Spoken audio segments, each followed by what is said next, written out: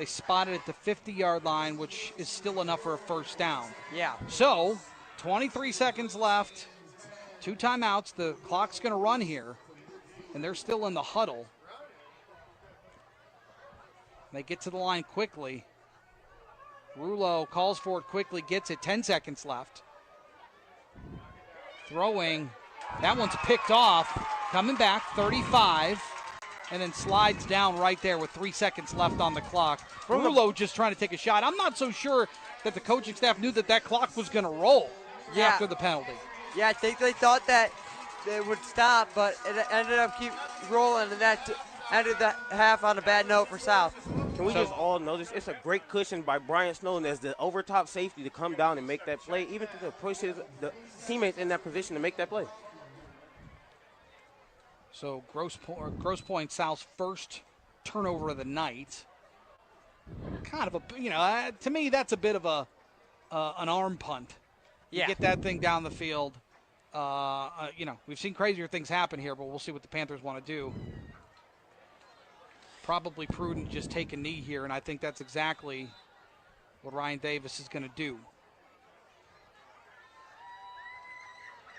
Davis takes a knee, and that gets us to halftime here at Roseville. Back and forth, but it's the Panthers on top here at the half, 18-14. We'll take a break, get you ready for second half action coming up here on our Drive to the Game coverage on WJR. So what we're doing with Sportscaster.com is we're giving people a platform, a community, all focused on sports broadcasting, whether it be a podcast, a piece of commentary, stirring it up with the other guys, the Michigan-Ohio State fans getting together on a particular issue and really going at it, whatever it may be, or a live play-by-play opportunity. People can go there, subscribe to the channels, enjoy their favorite sports broadcasters and their commentary and their content. And it's a great way for people to learn and hone their craft before they go out and, do it at the NFL or the college level. Well, I think that's a great idea. I truly do, and it's going to help broadcasters. You asked me earlier, what should a young broadcaster do to get started? Exactly what you're talking about. Yeah. Find a way to get on that sportscaster.com, get on that high school broadcast, and when you do, tape it, so that you have an audition tape that you can send to some other outlet, wherever it is, and say, hey, this is what I can do. This is what I've done before. Like actors send out lists of credits. Yep. This is a movie I've done before. This is a voiceover I've done before. Same thing with sportscaster.com. Get on that broadcast, find a way and do it, and then tape it, and then send it along so that someone else gets an opportunity. Who knows, you may get hired, and you're not just 1 week, you're 10 weeks in a row. And that's how you do it. It's hard. It doesn't pay a lot of money. But if you're really committed and you really want to do it, hopefully, there's nothing more rewarding. There's one of those things I tell people, I said, if you have a job you love, you don't work a day in your life. Yeah. Well, I'm guilty. And that's kind of what being a sports broadcaster, especially in play-by-play, I was very, very lucky to do that. But it starts out hard, but once you get there, it's very rewarding. So what we're doing with Sportscaster.com is we're giving people a platform, a community, all focused on sports broadcasting, whether it be a podcast, a piece of commentary, stirring it up with the other guys, the Michigan-Ohio State fans getting together on a particular issue and really going at it, whatever it may be. Also sponsored by the National Electrical Contractors Association, NECA, and Window World Detroit. Now for hometown halftime coverage, here's Chris Renwick. All right, well, it is halftime, and we got a good one brewing for you here. But, you talk about the support that these kids get at the high school level. It is more than it ever has been before. And in order to get that support, you need to have great support at home, great support in school, but great support from community leaders as well. And that is no exception for NECA, the National Electrical Contractors Association of Southeast Michigan. And Jason Head, the executive director of NECA, joins me here at halftime. Jason, it's great to have you. Hello, Chris. Thank you so much for having me. A dominant tackle in your high school football days, too, by the way. I would, no, far from that, but I do know the game. Well, it's great to have your support for what we're trying to do here at WJR, just highlighting the excitement of Friday night football here in the state of Michigan. How exciting, right? I mean, it's such a great thing. They didn't, 35 plus years ago, the high school football, although it was fun, it was more just kind of secluded to that school. But the work that you guys do at the station there and throughout our region, I bet you these students, these young men, they're just so excited about that. Yeah, and the families, everybody gets so excited. And the fact that we get to connect with the community is a lot of fun. And that's something that you at NECA really prioritizes, is making sure that you are staying true to the community values that you guys are in.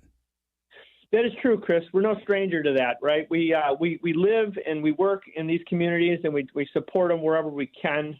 We do a lot of the maintenance work in the new builds there and a lot of the school facilities, whether it be the scoreboard out there that you guys are looking at right now, or the actual concession stand in the school itself. We're definitely no stranger to construction and the support through for the schools. Yeah, and you guys are involved in so many big projects as well, all across the area that we've seen kind of take shape right before our very eyes. Yeah, Chris, it's an exciting time to get into this trade as a career if this is something you're interested in doing. But things like the Gordie Howe Bridge, I mean, it's a once in a lifetime for us in our area, right? It's a beautiful. If you haven't seen it, just that when it just got recently lit, it's a beautiful work of art. There is what I'm going to call it. But also, you have the Ford headquarters building in Dearborn. You got GM's talking about moving into the old Hudson or the new Hudson site, right? And there's all kinds of stuff. We got the new hospital going in, that Henry Ford facility, and then all the ancillary buildings with that. But that's what our contractors do. We live and work in those communities, and we support our areas, and it's a great career. Great. And there's a great sense of pride too, because these things are modern marvels of engineering, and the fact that your team spearheads so much of this important work. This is generational stuff that they'll be able to take their kids and go, yeah, I worked on that bridge, or I worked at that facility. It's very cool.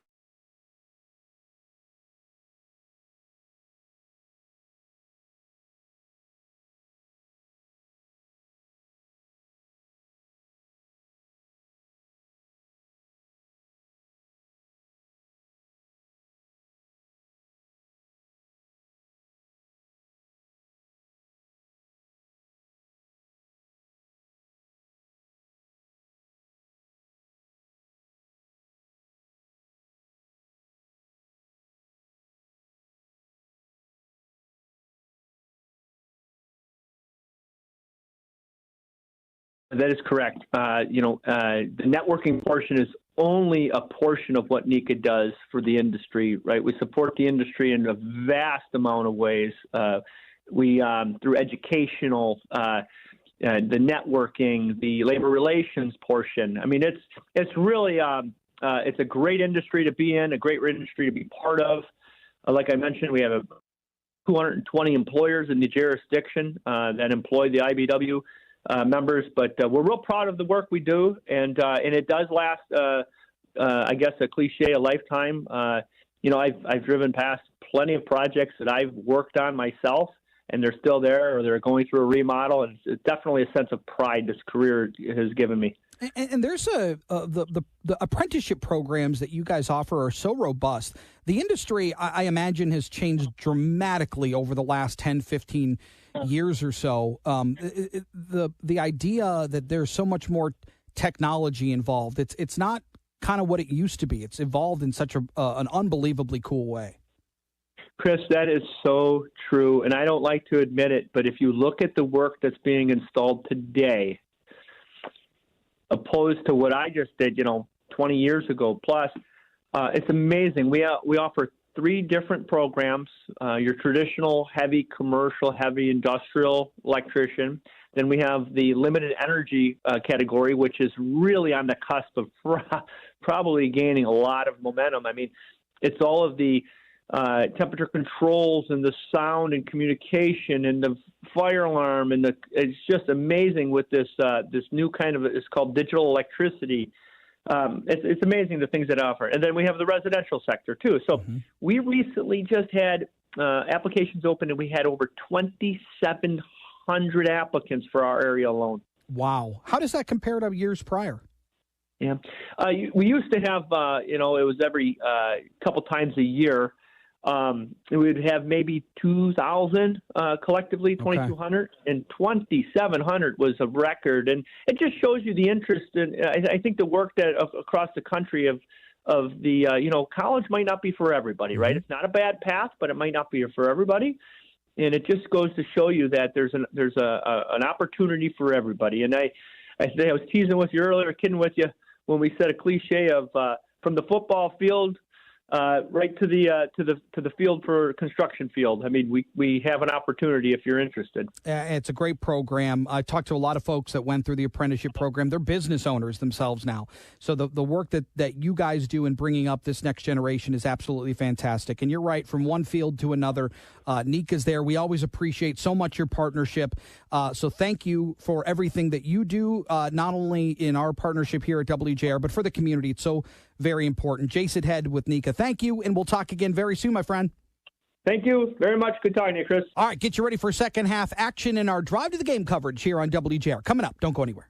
So what we're doing with Sportscaster.com is we're giving people a platform, a community, all focused on sports broadcasting, whether it be a podcast, a piece of commentary, stirring it up with the other guys, the Michigan, Ohio State fans getting together on a particular issue and really going at it, whatever it may be, or a live play-by-play opportunity. People can go there, subscribe to the channels, enjoy their favorite sports broadcasters and their commentary and their content.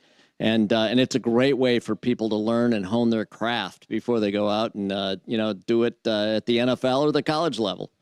Well, I think that's a great idea. I truly do, and it's going to help broadcasters. You asked me earlier, what should a young broadcaster do to get started? Exactly what you're talking about. Yeah. Find a way to get on that sportscaster.com, get on that high school broadcast, and when you do, tape it, so that you have an audition tape that you can send to some other outlet, wherever it is, and say, hey, this is what I can do. This is what I've done before. Like actors send out lists of credits. Yep. This is a movie I've done before. This is a voiceover I've done before. Same thing with sportscaster.com. Get on that broadcast, find a way and do it, and then tape it, and then send it along so that someone else gets an opportunity. Who knows? You may get hired, and you're not just 1 week; you're 10 weeks in a row, and that's how you do it. It's hard. It doesn't pay a lot of money, but if you're really committed and you really want to do it, hopefully, there's nothing more rewarding. There's one of those things I tell people. I said, if you have a job you love, you don't work a day in your life. Yeah. Well, I'm guilty. Yeah. And that's kind of what being a sports broadcaster, especially in play-by-play, I was very, very lucky to do that. But it starts out hard, but once you get there, it's very rewarding. So what You're listening to the Drive to the Game on 760 WJR. Live coverage of Michigan's biggest high school football matchups, presented by Sportscaster.com. Also sponsored by the National Electrical Contractors Association, NECA, and Window World Detroit. Now, direct from the sideline, here's the Sportscaster halftime team. Hello, everybody, and welcome to the Drive to the Game halftime. A tight turnaround here before we get to the second half kickoff. It is Roseville leading Grosse Pointe South 18-14 at the half. My name is Giovanni Mosheri, along with Gabe Loper and Taryn Fritching. We got about 90 seconds before we kick it back to Chris Renwick. So first reactions from the game. Panthers are up against the Blue Devils. Yeah, it's a great game so far. Panthers have been dominating the Trents, at least in that first half, but the biggest thing for the Panthers has been special teams. Special teams blunders both on punts, kick returns, leads points, and extra points. Missing points off the board should be 21-14 instead of 18. Yeah, I'm absolutely loving Grosse Pointe South's defense. They were a little stronger in the first half, and I think in the first quarter more so, but I think that they need to have a turnaround for them to win the second half. But for the Panthers, they started off early, scoring on the first play from scrimmage, but that was followed by 14 unanswered points by Grosse Pointe South. But a strange choice for a fake punt at the 50-yard line that gave the Panthers a chance for that last touchdown to get the lead. Yeah, and a few big plays that really helped spring these drives forward, especially on the ground. The first play that we saw that was a touchdown on the second play of the game, all through the air, these plays through the ground. Grosse Pointe South has to tighten up that run defense if they want to win this game. And that will bring us to the end of our quick halftime. We'll get you to the second half here. Chris Renwick and our student broadcasters are waiting in the booth for second half action. Panthers 18, Blue Devils 14. Second half is coming up next. We're Michigan slip and fall lawyers, and we fight negligence. Negligence that leads to needless injuries. Michigan Slip and Fall Lawyers has handled hundreds of slip and fall cases. Contact us now at falllaw.com and get your free consultation. That's falllaw.com. Have a dream to one day be a professional sportscaster? Love commenting on sports? Sportscaster.com is the place to make those dreams come true. Sportscaster.com provides all the tools you need to produce your own content, including access to the most exciting sports highlight clips. Just register and open your own channel, create and upload your content, and show the world you know sports. Sportscaster.com. Now, we put the mic in your hands. Friday Night Football on WJR is all about tradition, pride, and supporting our local schools. And at Window World, we believe in those same values. Whether it's windows, siding, doors, or gutters, families across Michigan trust us to deliver quality and value. And just like these athletes give it their all every week, Window World gives our best with lifetime warranties and financing options. So as you cheer on your hometown team, remember, when it's time to upgrade your home, call 800-WINDOW-WORLD, visit windowworlddetroit.com, or stop by our showroom in Commerce. The best electrical contractors, period. The National Electrical Contractors Association of Southeastern Michigan member contractors are the best in the business, providing electrical and telecommunication services throughout the region for commercial, public, industrial, and residential projects. NECA contractors have been powering and connecting Southeastern Michigan for over 100 years. And they're proud supporters of the communities where they work and live. Put their experience and expertise to work for you. Find a NECA contractor at smcneca.org.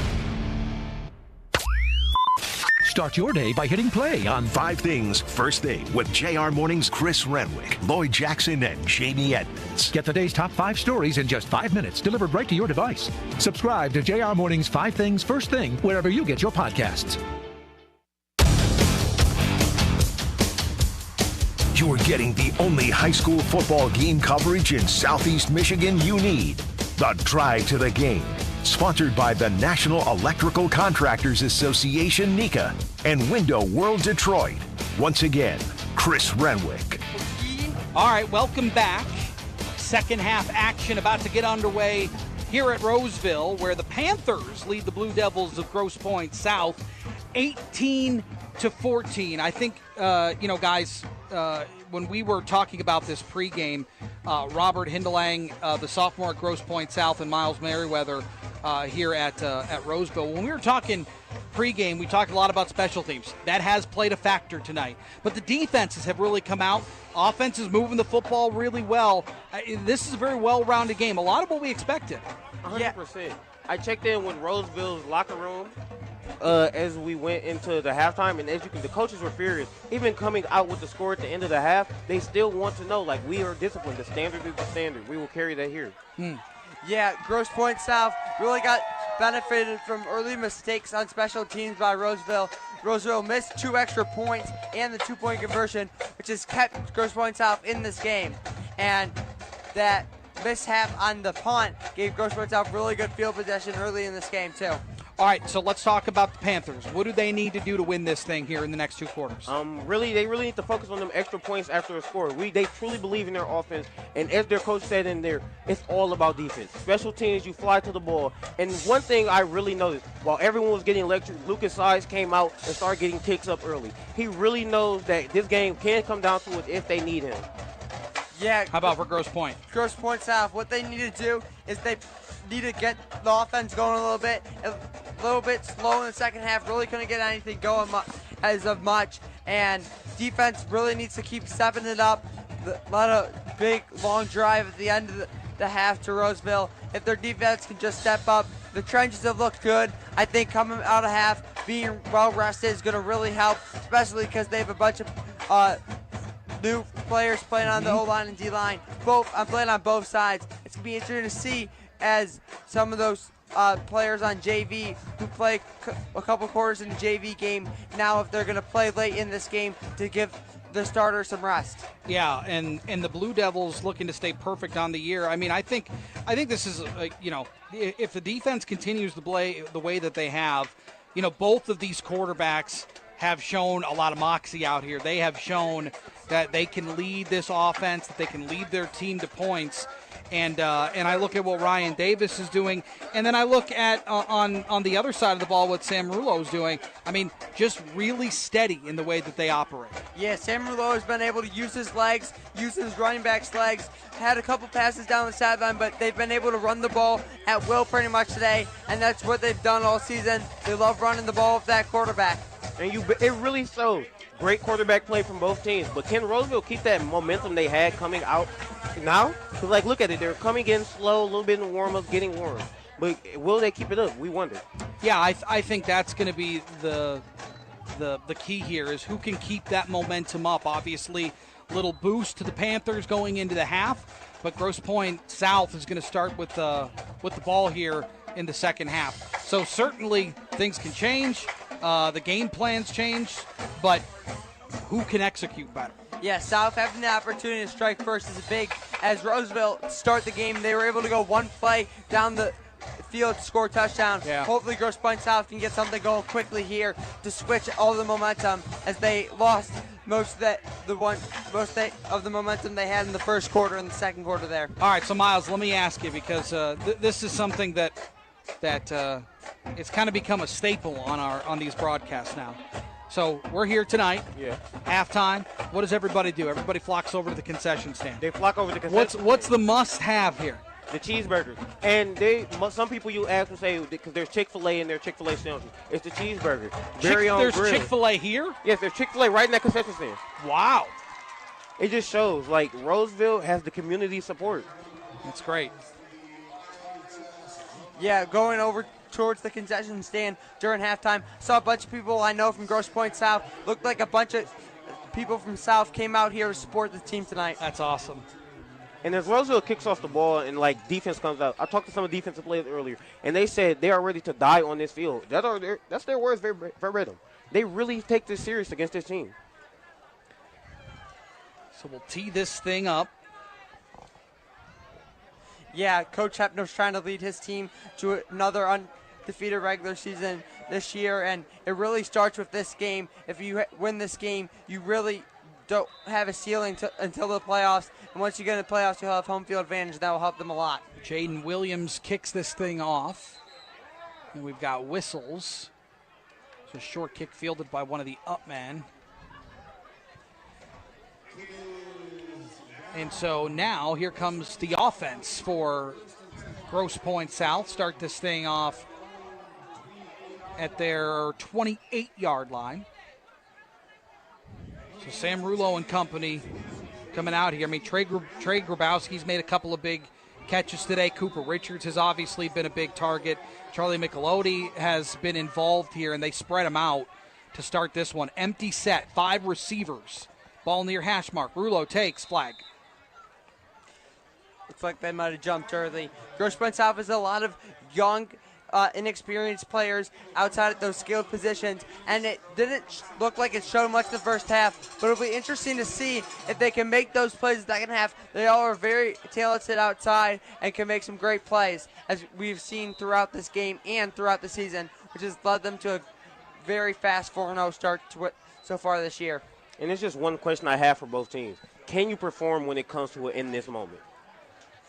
Grosse Pointe South is somewhat used to these close games, as they had a 2-point victory against Romeo earlier in the season. So 1st and 15, Rouleau's going to take it. Great tackle from behind, just staying home to make that play. Junior Armani Hagman. He's waiting. They just wait for him, man. Like, he's coming up, knowing him since he was a freshman and in Little League. He shows great discipline. He's ready to be coached by anyone and everyone.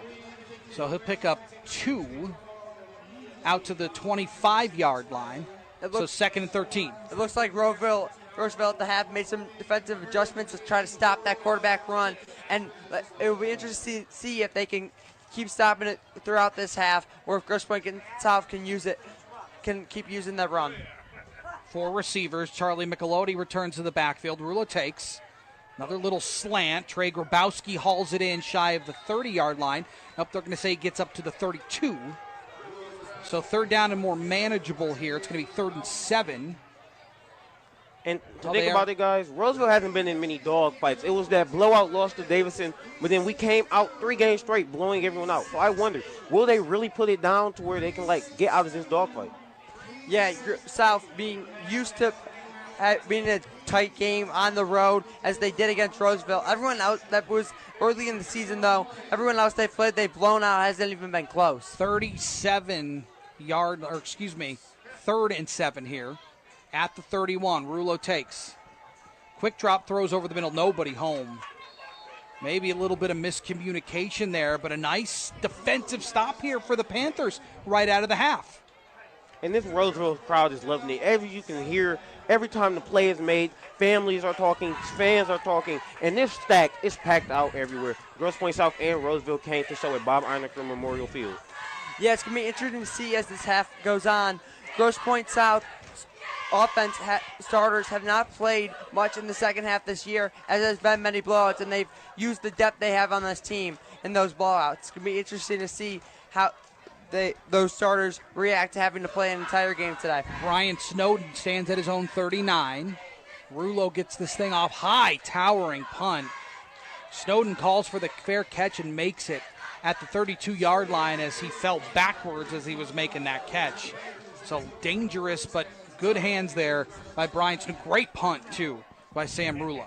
Yeah, he's had a couple of those really good ones so far today. He's coming into this game, his season average was right around 34 yards a punt. And guys, social media plays a big part in this rivalry. I remember seeing earlier this week there were TikTok comments going back and forth between players saying, once we see you, we'll walk in your field, take over. That was from Grosse Pointe South to quarterback Ryan Davis. Yeah, Grosse Pointe South is really living up this rivalry. 3 down linemen, bring 4. Here's Snowden making the catch shy of the 40-yard line out to the 39. So a quick little strike, positive gain of 7 on the play, brings up 2nd down. And Ryan Davis really learned a lot from our Fair State commit. Well, he's now a Fair State quarterback, Jordan Simons, who's down there on the sideline. But it just shows he isn't ready. He's ready for the moment, no matter what it comes. 4 down linemen this time for Grosse Pointe South. Ryan Davis to the shotgun takes. Gives around the edge with some space at the 50, at the 45-yard line. Lower in the shoulder at the 30. Brought down at the 26-yard line. Heck of a run there by Demyron Brown. Another chunk run and a big gain and a 1st down. See, guys, I was in the running back group chat. I'm still in there today, and they always call him Rumbling, Tumbling Demyron. I don't know where that came from, but, he goes by the line. I know where it came from. That's where that came from. He rumbles and tumbles, lowers the shoulder, absorbing the hit. My goodness, what a run. Yeah, just kept going. Even when he got hit, yards after contact really showed right there. Why not? Give it to him again. Try the other side. Cuts inside at the 20. Taken down at the 18. Won't even go down. He's just carrying them down. He's showing, I told you guys, once he gets his confidence, once he gets going, he will show why he's the man on the team. Those injuries on that Grosse Pointe South defensive line starting to show a little bit now as they have a player down. Blue Devil down. Can't tell who it is from here. There was a couple players that right away were calling the staff over. Yeah, it looks like team trainer Cam Mills is out there with the player currently, as well as the head coach, Chad Hepner. Just trying to keep him still at the moment. Wiggling that left foot around. Yeah, House just fell over this crowd that has been very loud throughout this game so far.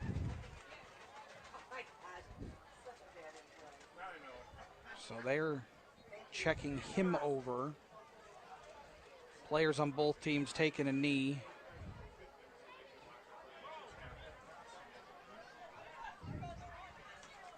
But I don't know that enough can be said about the job that Demyron Brown's doing tonight. He is really just patiently running, waiting for those blocks to develop, waiting for those holes to materialize, and when they do, he just turns on the speed. I really believe it comes down to that relationship he has with his O-line. I do remember one time in the summer he took them out to IHOP in the morning. He really is that type of guy. when it comes down to his relationship with his teammates, DeMyron Brown will step up and show you that, like, no one outclasses him. So we've got some extra staff coming out. Other trainers. It's like the athletic director's also coming out to take a look. Yep. Hasn't moved yet.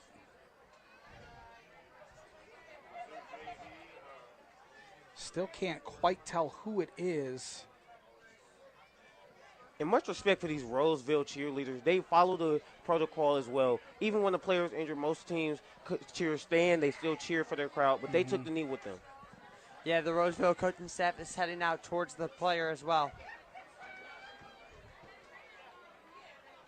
So they brought some other medical equipment out. Yeah, the Grosse Pointe South team is praying on the sideline currently. Saw some hand movement there. That's good. They haven't moved him. They've kept him exactly where he is. They brought out some other medical equipment. Again, not a lot of movement here. Saw some hand movement, saw a little bit of foot wiggle. Yeah, the coaches and refs have formed a wall around the player.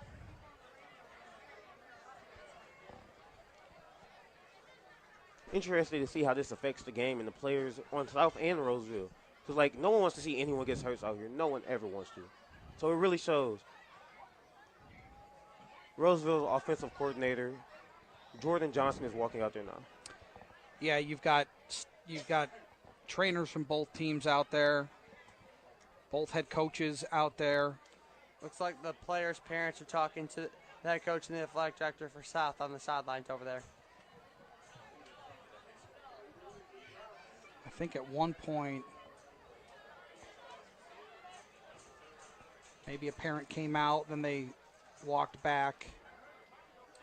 Probably a good sign, but still not a lot of, they haven't moved his position. He's on his back. A little bit of right foot wiggle, good to see. And I think, if anything, they're taking more precautions than they need to, right? Yeah, or they're taking all the precautions that they need to, but treating it very delicate, very gentle situation. And the energy in both crowds has dropped really low. You can tell everyone is just hoping for this man to get up and be perfectly fine. So some more folks are coming out. Yeah, it looks like a majority of that Grosse Pointe South coaching staff is out on the field around the player currently.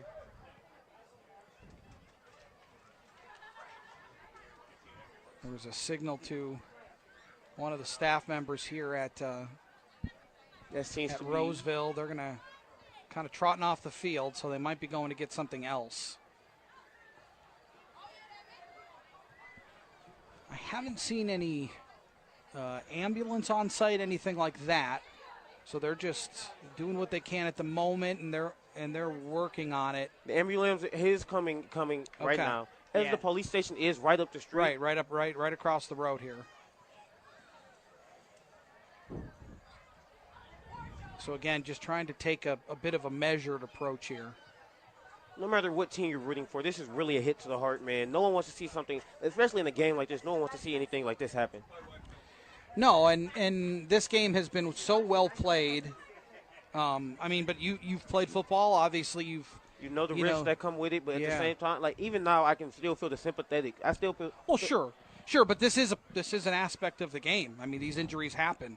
You hate to see it because everything has been so well done tonight. Like, both teams firing off. Like, today, it just shows, like, football is definitely a physical sport, and it shows the aggressiveness between both these teams. Yeah. Ambulance enters the parking lot as we speak, guys. They're coming in. Yeah, Grosse Pointe South has had some of their star players deal with season-ending injuries on defense already this season, so this could be a big blow. And, Robert, you were talking about injuries earlier with past games, but now it's starting to show more in this game as we go on. Yeah, those injuries in the past, they seem to have bit them in the foot, especially on the defensive line front. And whoever's down, hopefully he'll be okay, and probably will be out for the rest of the game, have an impact on the rest of the game, especially without him. Yeah, still can't tell who it is. Again, hasn't moved. Still on his back. Just slightly maybe leaning on his right side. But they're going to bring in the ambulance here as it gets closer to the field. The game has really taken a turn, guys. Yeah, a scary situation. Very, very much is. Ambulance is just sitting out there. Hasn't came onto the field yet. Referees they're and trying head coach Bernard get it on the field. Yeah, I don't know if they're trying to get it onto the field or if they're going to. They might have to try come and card him off. Yeah. Yeah, it looks like a lot of commotion over there by the ambulance, trying to figure out what they're going to do and what the situation is.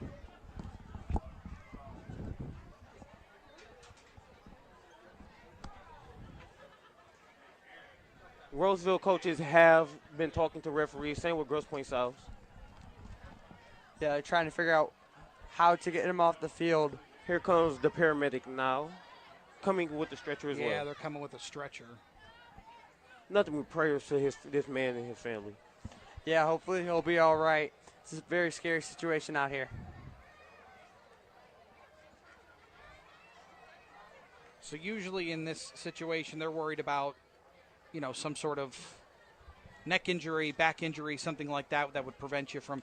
We did see some hand movements, some feet movements. That's a hugely positive sign.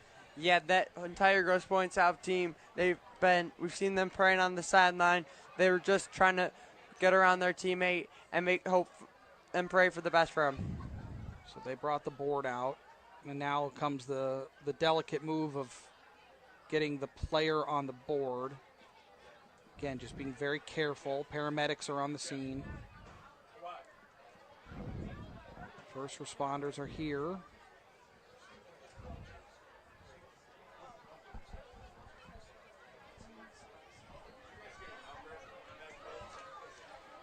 A couple players for Roseville weren't on the knee. They're just talking amongst themselves here over by the sideline.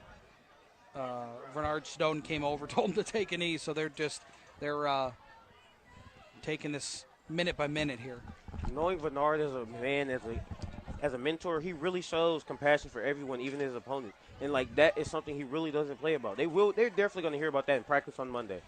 So getting word that it's Andrew Brown, the junior wide receiver, plays defensive back. He's the one that's down at about the 20-yard line. So they're just delicately putting him on the board. And they've got him up and then on the stretcher. Again, completely horizontal. Delicate situation. Yeah, everybody kind of holding their breath. The entire South team is gathering around their teammate. You just know it's just all well wishes for Andrew and his family. Yeah, it looks like his parents are down on the sideline on the field with him now. Oh, thumbs up. Round of applause. Thumbs up for Andrew Brown. Both teams coming around Andrew to pray. Round of applause and Bob Einecker. Yeah, Memorial here comes Roseville out to greet him.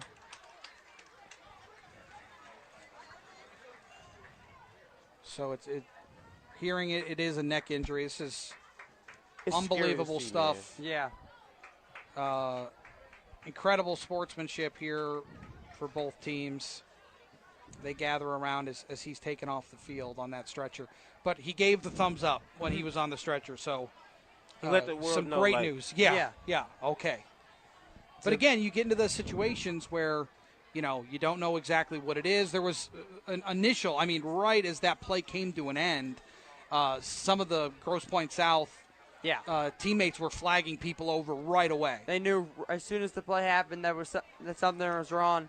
And now it's going to be interesting to see how Roseville will respond. They had a good drive going, and see if that scary situation now has anything to do with the momentum and outcome of this game. Yeah, scary stuff. But really good to see him give the A-OK. Yeah, it looks like that Grosse Pointe South coaching staff is talking to the players. Yeah. They're all athletic director and trainer all over there. They're all trying to give them a pick-me-up, especially those players but I know some of them that are good friends with him and was with him yesterday when with a player who gave him a ride. So it's a very scary situation out there. Yeah, and certainly a pep talk here for Roseville too. Yeah, right. It must has to be like one thing about Snowden and his family. The team is his family, guys, and it shows. Like, if you're going to be out there, you're going to be prepared. You can see them getting warmed up with the offense, but one thing's for sure, he really wants them to get their head in the game and wish his family well. Yeah, Andrew Brown, he is part of the Clash of Clans club at Grosse Pointe South. That's his favorite video game to play. He also plays basketball for South. And agreed rewarming from both teams. Love to see it. Yeah. Love to see the sportsmanship, all of it. It honestly, it's one of the great parts of sports. It's in the lines. Everybody wants to win. But when something serious happens, it's more than the game. I mean, we saw it even at the pro level. Tarek Skubal for the Tigers hit David Fry of the Guardians in the face with that baseball. Yeah. He went and visited him the next day. I mean, you see, these are human. And you don't want to see your opponent, certainly your team, and you don't want to see anybody get hurt. Yeah, when the Lions had that scare situation in that preseason game against the Falcons, they just called the game. And you see that now that all the players and coaches, they came together, they said a prayer, and now they're going to go back and try to play some football. They're all going to have some heavy hearts, but Grosse Pointe South might have a little more extra motivation now trying to win the game for their injured player. Yeah, and now they're kind of getting re-warmed up here after the lengthy delay. And one begins to wonder, will both teams use that as motivation, or will it be like a big debuff on both their mental? Yeah, it could go either way. You play with a little bit of a heavier heart if it's your teammate. But, the reality is the reality. Yeah. And that affects both teams. And the fact that they're continuing, you can just tell these teams both want to win. And if Grosse Pointe South does win, I can guarantee they'll credit that win to Andrew. Yeah, I still remember a situation a couple years ago where Michigan center Zach Zinner got hurt. Next play, Michigan turned a touchdown. Yep. And you just remember, they all put up his number. They were doing it for him. And I wonder if Grosse Pointe South is going to have that same motivation, win this game, play their hearts out, try everything they can to win for Andrew. All right, so Andrew has been loaded into the ambulance, and he's going to be taken off to the hospital. He'll get evaluations, and we'll keep you up to date if we hear anything, but certainly well wishes to him, and scary situation out here, but we're going to get back to football here momentarily. As we get back to football, one begs to wonder, how would the Myron Brown senior running back seem to compact with this? He was onto a great start, a great tear, rumbling and tumbling all the way through this Grosse Pointe South defense. So I wonder, how did this affect him mentally, and is he back on his game? Yeah, so 9:08 here in the third quarter. Still in the third quarter. Panthers still up 18-14. Panthers have the ball on offense. It's going to be 2nd and 2 from the 18-yard line at Grosse Pointe South. So we get back to football.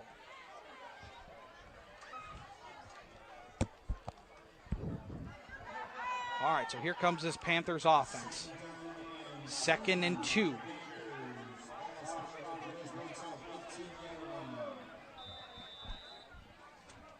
All right, back at it. 2 receivers left, 2 right, and a flag on the play. False start on the offense. Somebody jumped a little quick. Yeah, that might look like a little bit of that rust after that lengthy delay. So that'll move him back, turn 2nd and 2 into 2nd and 7. And let's talk about some of these trenches, guys. So Roseville has an offensive tackle on the list, Samuel McGrath. He's very highly recruited, a Miami, Ohio recruit, and he definitely has Toledo on the way. All right, Davis takes. Rolling to his left. Going to tuck it. Evading one tackle. Cuts it in at the 20. Gets enough for a first down to the 15-yard line. So it's a first down Panthers on the keeper from Ryan Davis out left. Yeah, they've had success on that play most of the game so far today. Both teams definitely showing the wear and tear on their bodies and their minds after what just happened, moving a little slow coming out of that break.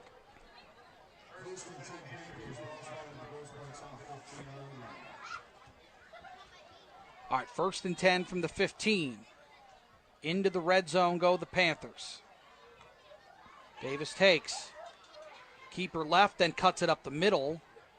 Back to the line of scrimmage, nothing else there. Good play up front. Will Scott, Henry Chesterton inside, blogging up those holes. Yeah, both of them have had big impact on both the offensive and defensive lines today as they both play on both sides of the football. That break might have benefited them a little bit with them being able to rest a little bit. 2nd and 10 from the 15. Two receivers to the right, ball far hash mark. Going to give it to Myron Brown, left side. Gets inside the 10-yard line. Been hearing a lot of his name tonight, man. DeMyron Brown, one thing about him, he likes to call himself a shifty back, but tonight he has really just shown he will run through you if he gets the chance. So it's going to be 3rd down and 4.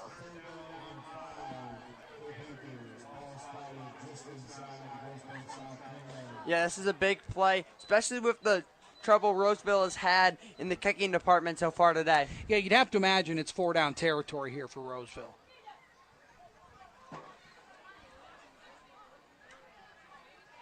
Third and 4, Ryan Davis takes. Gives it to Myra Brown, cuts inside, into the end zone, touchdown, Panthers. Once again, DeMyron Brown showing his dominance on this offensive side of the ball. I asked that question earlier, could he come back from this? And he just shown his mindset is relentless. Get north and south once you get the ball. Yeah, he started out left, planted that left foot, and went straight for the end zone.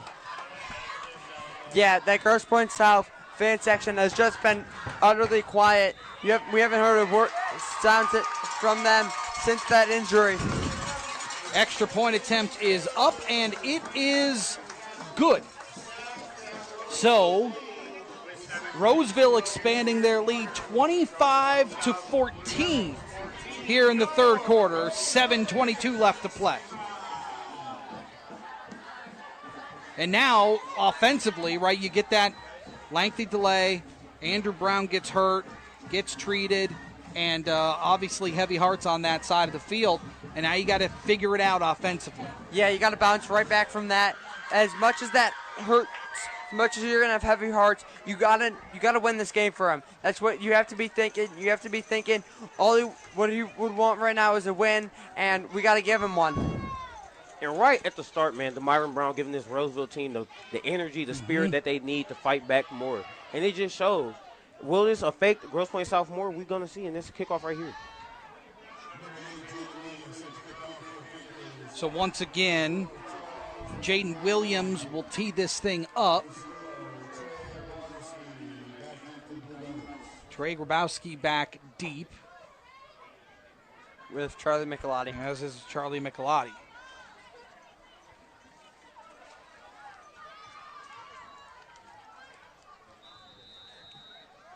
Roseville on top, 25-14. Can the Blue Devils answer? Michelotti takes it on the hop at the 8. Cuts it upfield. Taken down at the 34-yard line. And now here comes Sam Rulo in this offense. Can they find some rhythm? Yeah, it looked like on that kickoff that he was just going to let it go to the end zone, but that bounce just runs right into his arms, and he had some running room. Good return there. And against this Grosse Pointe South team, many in my school consider this is our real homecoming game. We really bring the energy from the pep rally earlier this evening to just coming out here for senior night and showing out against this team. Yeah, in the hallways today, it was a lot of energy getting ready for this game. Rulo on the keeper. Taken down from behind at the 40-yard line. you could just sense before this game that there was a different level of intensity today. Usually you feel a little intensity on Fridays at Grosse Pointe South, but today it was as high as it will ever get, as they know the magnitude of this game and as much as it might affect their season and chances at making the playoffs and home field advantage when the playoffs come along this year. Looks like that was King Abrams made the stop for the Panthers. Here's a give. Charlie Michelotti nowhere to go. He's going to lose a yard at the 39. Grand Valley commit Miles Sharp coming in for the tackle. Oh, my apologies. King Abrams showing out as an upcoming sophomore. And I was in the gym with Ryan Davis and Demyron Brown earlier, and I asked them, why were they like, it's the gym class, you should have a little fun. They were all serious, sitting down, fully dressed, ready to go. All business. 3rd down and 5. 2 receivers to the right. Ball far hash mark. Rulo takes. Looking left, throwing. Got a man out across the 45. Still on his feet to the 50. Inside Panthers territory goes Trey Grabowski for a big gain and a first down. Yeah, in a math class today, I was in it with a bunch of these varsity players, and they all, when our teacher told us, use your computers, get the questions, they all have film on instead of the questions. They were all getting ready for this game. I don't know that you should say that. They know the magnitude. The teacher saw it. Right, fair enough. Both schools can obviously tell this rivalry goes deeper than just this year, just this class. Everyone wants revenge for last year. All right, here's a give. Michelotti cuts it inside at the 45-yard line. Taken down at the 44. Hit hard there. Brian Snowden came down from that safety spot. Delivered a big hit. It's a gain of 4, 2nd and 6 coming up. Brian Snowden is also a very good baseball player, guys. I really forgot to mention that. He's very good at what he does on both sides of the ball, football and baseball. Yeah, left tackle for Grosse Pointe South, Henry Danilovich. He's one of Grosse Pointe South's best baseball players as well. All right, 2nd and 5 coming up after the gain of 5. Rulo on the pitch. Michelotti inside the 40 to the 30. Still on his feet, cuts it inside of the 25-yard line, and then taken down at the 23. Yeah, Grosse Pointe South has had seems like a different level of intensity on offense this series instead of the ones in the past. They definitely are playing for a purpose now, especially with that injury. It's another first down here for the Blue Devils. All right, back to the line. Ball far hash mark. Rulo's got Michelotti to his right. 2 receivers left. Give it to Michelotti again. Good seal block on that left edge. Looked like that was Sam Labate. Just created a little extra room for Charlie Michelotti to scamper for 7. 2nd and 3 coming up. Yeah, Grosse Pointe South has really been able to run the ball with efficiency here on this drive. Same formation. Sam Rulo takes. He's going to keep it. Running behind Michelotti as a lead blocker. He's going to get 2 out to the 15-yard line, so he's going to be just shy of that first down. 3rd down and short coming up. There's definitely a chip on this Roseville defensive shoulder, especially after they let up this many runs. They really want to show they are men. They can stop this run if they need to. It's going to be 3rd and inches. It's going to be interesting to see what Grosse Pointe South calls up here. If it's 4th down territory, if they're going to try to throw the ball here and maybe run on 4th down and get the first down. Yeah, again, feels like 4 down territory here. Rulo's going to go under center, I formation. Michelotti dots the I. Here comes the motion man right to left. Pitch it to Michelotti. Is he going to get there? No. Back to the line of scrimmage. So it's 4th down and 1. It's interesting to see what the South does. They don't seem to be calling the punt team out. No, it looks like they're going to keep the offense on the field, especially in this short of a yardage situation. You almost get it twice. How about 3rd time's a try here? Break the huddle quickly, get right to the line, back to the I formation. Rulo this time's going to take it and get the first down. A surge in the trenches gets him enough, and it's first down for the Blue Devils. Yeah, that crowd seemed to really come alive there on that 3rd down. So they're going to spot it at about the looks like about the 12-yard line, so they could still get a first down to about the 2. Sam Rulo trots to the huddle. This crowd very much shows just straight intensity, guys. Even with the crowd, you see them, you hear them both going off every time something happens. There's a give to the up back. Big number 97, Brody Vineyard, the junior, the linebacker and running back. Pops for some yardage. Brings up second down and 6 after the gain of 4. Yeah, they're definitely going to try to get in the end zone here, looks like. Right back to the line. Here's a give. Charlie Michelotti cuts it inside into the end zone. Touchdown, Grosse Pointe South. That's a huge play for Grosse Pointe South. Coming back out of that injury, they definitely playing with heavy hearts on that drive, and they showed a message to Andrew Brown on that drive. Showed him that we got you. We're going to win this game for you. Roseville definitely needs to come up with an answer for that run because it has been the moment of the game from Grosse Pointe South. It's just straight running. Can Roseville step up? I really beg to wonder. All right, so a little bit of confusion there. Grosse Pointe South takes a timeout. Looked like they were setting up for the extra point. Then maybe there was some personnel out there to go for the 2 points.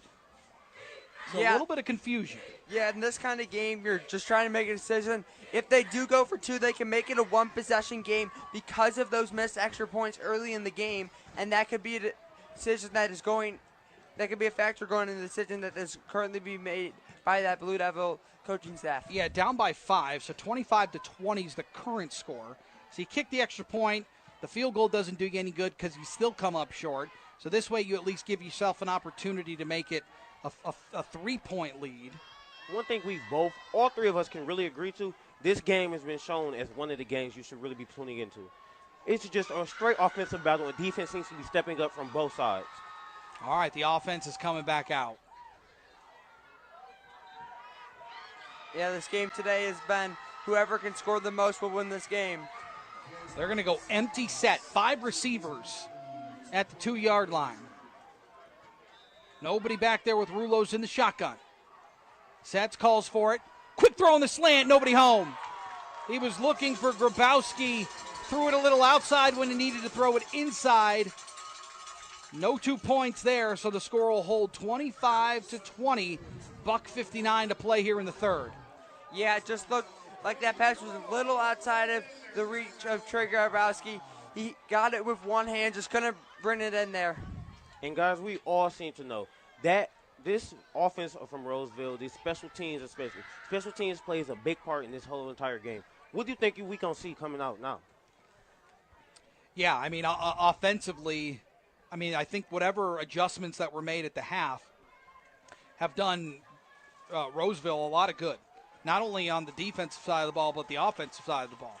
They are getting much bigger holes, better blocks for Demyron Brown, and he is making the most of it. So, yeah, offensively, they've been pretty sound, and I expect a lot more of that ground and pound game. I think Grosse Pointe South is definitely going to try to stop the run here. They might load the box to try to stop the run on this drive just because of efficient Roseville was with the run on the previous drive. And yes, South's defenders, cornerbacks, and safeties seem to be playing very well. So I feel like they really should be able to do that. But it comes down to it. Will Roseville, star receiver Milton Standifer, fair state commit, by the way, step up and show out his game? Nadeem Harani has got this thing teed up at the 40. Nadeem is a swimmer on the Grosse Pointe South swim team. Gets foot on it. It's going to take a hop. Brown's going to have to pick it up at the 2-yard line. Not a lot of room. There's a flag. That's a hold. Yeah. That's going to come back. Good return, but it's not going to do them any good. There was a hold as Grosse Pointe South was trying to make the tackle there. So that's going to come back. They threw that flag at about the 12-yard line. And you watch how that kickoff went down, and Demyron Brown kind of watched that thing take a couple of hops. I think he thought it was going to get to the end zone, but had to pick that up inside the 5-yard line. Dangerous play. So they spotted inside the 6-yard line. And that's where this Panthers team will start this drive. Got to go a long way.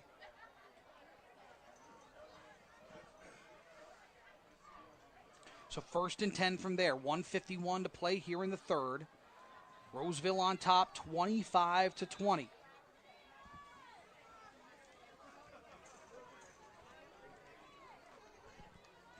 Ryan Davis takes the snap. Gives it. That's Brown. He'll pick up a yard out to the 7. That's it. Not a lot of room inside. Nice job, Will Scott. Henry Chesterton clogging up the holes. Yeah, Grosse Pointe South has dealt with injuries earlier this season to their outside position in the safety position, and Drew Brown playing cornerback safety. It looks like they have a sophomore Parker Simpson out there to try to fill a spot.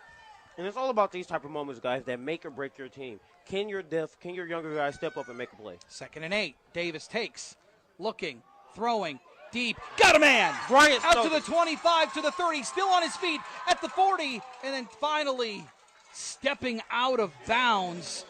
But again, the electric play of Brian Snowden. That just seems like the play Roseville has been able to get in this game, and Grosse Pointe South has not been able to so far. Trey Grabowski tried to get a hand on it, and it was a perfectly thrown ball by Ryan Davis. Yeah, it was just looked like Trey Grabowski was just a foot too small on that play. All right, Davis to the shotgun, takes. Gives Brown left side, flag on the play as he crosses the 45-yard line. To the 47. We got to check the flag, though, usually in the area of a hold. And it will go against Roseville, so that's going to come back. But again, they're just trying to feed Demyron Brown as much as possible. They're definitely trying to wear down this defensive line for Grosse Pointe South that has worked this entire game, and it looks like they seem to get a little bit tired because whenever they don't run the ball, they've gotten deep passes down the sidelines, and that has really helped this Roseville offense. So 1st and 20 now from the 33. 3 receivers to the right. Davis calls for it, gets it, fakes it to Brown, goes over the middle, got a man out across the 40 to the 45-yard line.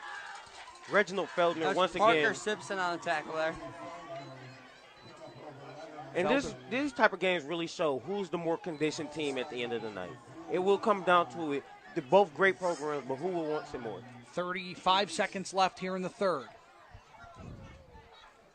This drive started inside the 5-yard line. Panthers are out to their own 45. 2nd and 8. Clock down to 20 seconds. Ryan Davis sends Felder in motion, calls for it, gets it, gives it to Myron Brown. Nothing doing that time. He's going to lose a yard. Good pursuit over on that right side. Zach Wilson came down from the corner spot, crashed in, and made the stop. Seemingly on this drive, South has definitely stepped up to stop the run against Demyron Brown. They definitely game plan for him now coming out of a break. That's how the third quarter comes to an end. Panthers on top of the Blue Devils 25-20. Fourth quarter coming up next here on WJR. This is Sportscaster.com. Have a dream to one day be a professional sportscaster? Love commenting on sports? Ready?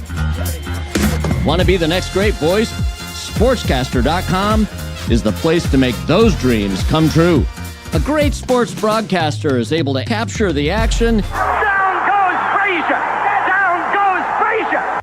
Amplify the drama. To the end zone! Touchdown Detroit Lions! Oh my! Create memories forever etched in our minds. A year that has been so improbable, the impossible has happened. Send shivers up our spine, make us leap out of our seat, scream at the TV, and even ask ourselves, did that really just happen? You believe in miracles? Yes! Now it's your turn to let your voice be heard. Once again, versatility, the word of the night for Anthony Battani. Sportscaster.com provides all the tools you need to produce your own content, create your own sports talk show, stir it up with sports commentary, and even take a shot at live play-by-play. Whether young or old, new to sportscasting, or a seasoned voice in sports, Just sign up and open your own channel, create and upload your content, and show the world you know sports. Sportscaster.com. Now, we put the mic in your hands and put you in the center of the action.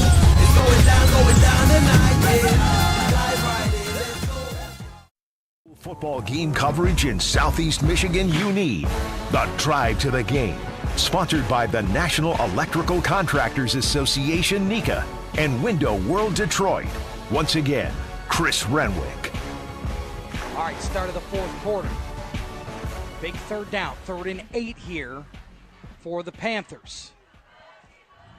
Ball thrown 45. Davis calls for it. Looking, getting pressured, rolling out of it, throwing, got a man. Oh, incomplete. That's a massive drop there. That's going to really benefit Grosse Pointe South. They needed to get off the field there, especially with them down 25 to 20. 25-20. Milton Standifer was open. That's and the maybe second time just today. It might be the cleats, guys. Maybe just a little outside, but I think he should have probably hauled that one, and he's going to want that one back. He definitely will. Knowing Milt, he's a great guy, great player, and coming down with plays like this, it really shows like he is going to come back to him. So a big stop here for Grosse Pointe South. Yeah, he would have had a lot of green grass in front of him too if he caught that ball. He might have been looking upfield instead of the ball. All right, once again, Jaden Williams to put a foot on this one. Does. Wobbler. It's going to take a hop and out guys, at the 30-yard line. Milton Standifer runs a 4.34 40. So I think if he gets that ball, he honestly has too much green grass to be stopped. There is a flag on the play. Back where the kick was. Yep. So it looks like that's going to go against the Panthers. Don't know what the call is. I think they're calling them back. Oh, they're trying to get the crew together again.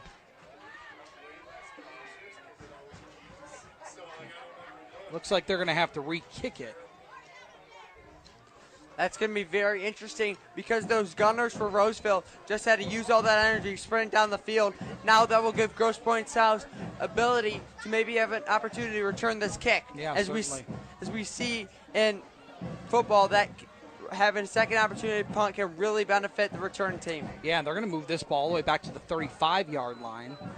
So it's time to see because Bernardo makes all his specialty teams. They all have to do track. So I wonder, will they step up for them now? All right, Charlie Micheletti stands at his own 35-yard line. Here's the punt.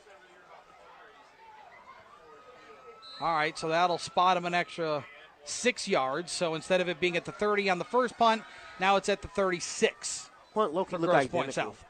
Punt looked identical to the first one, to be honest. Yeah. They were just trying to kick that ball out of bounds, not let Charlie Michelotti have some running room and have a big return.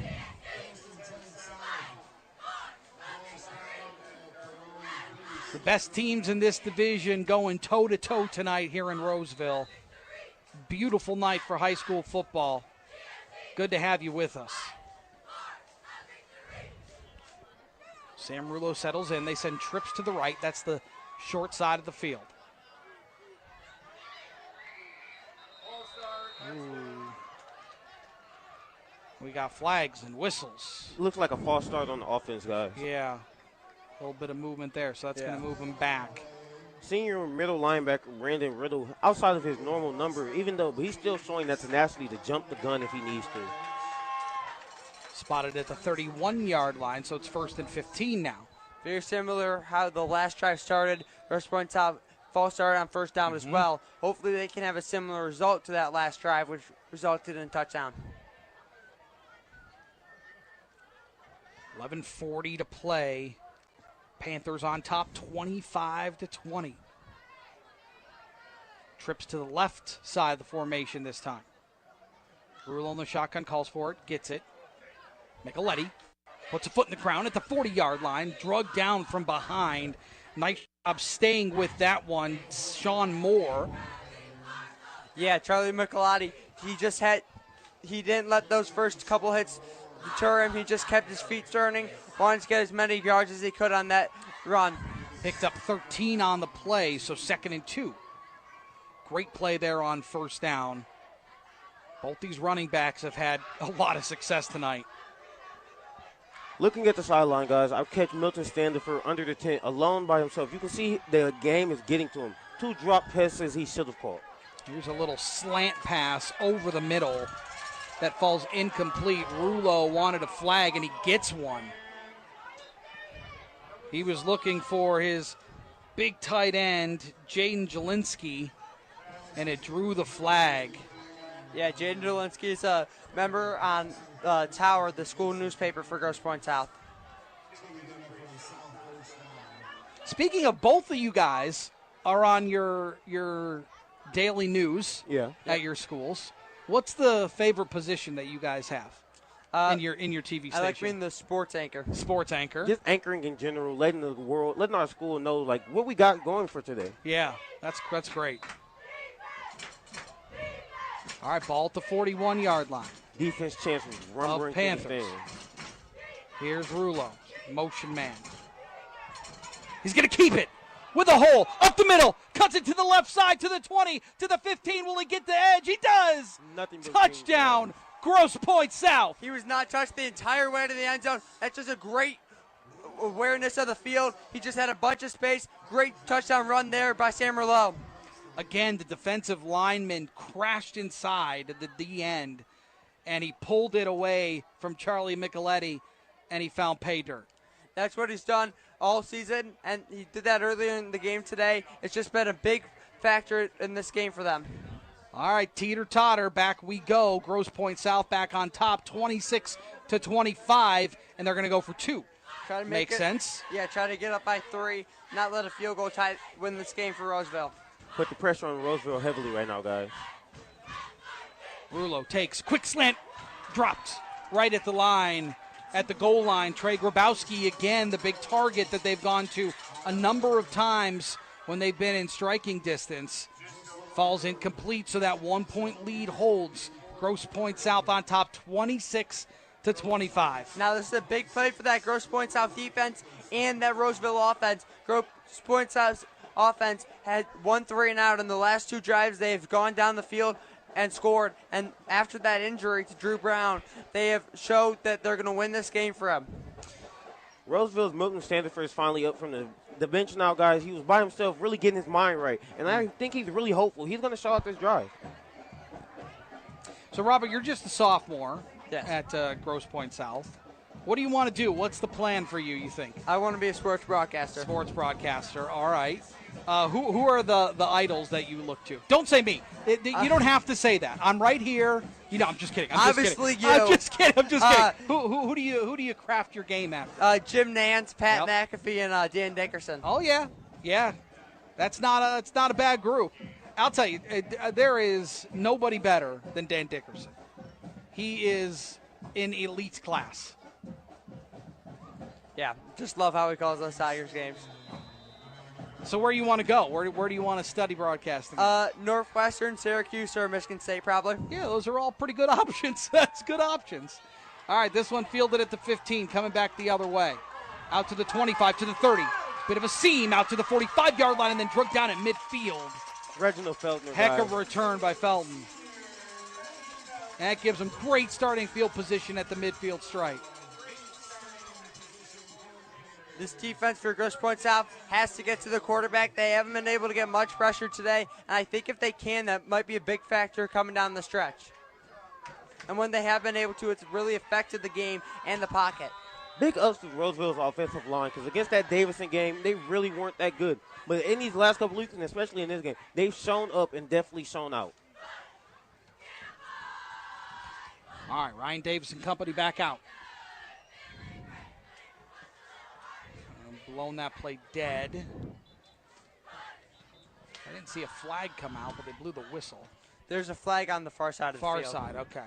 That's quick start there on Roseville, so that'll move them back 1st and 15 coming up.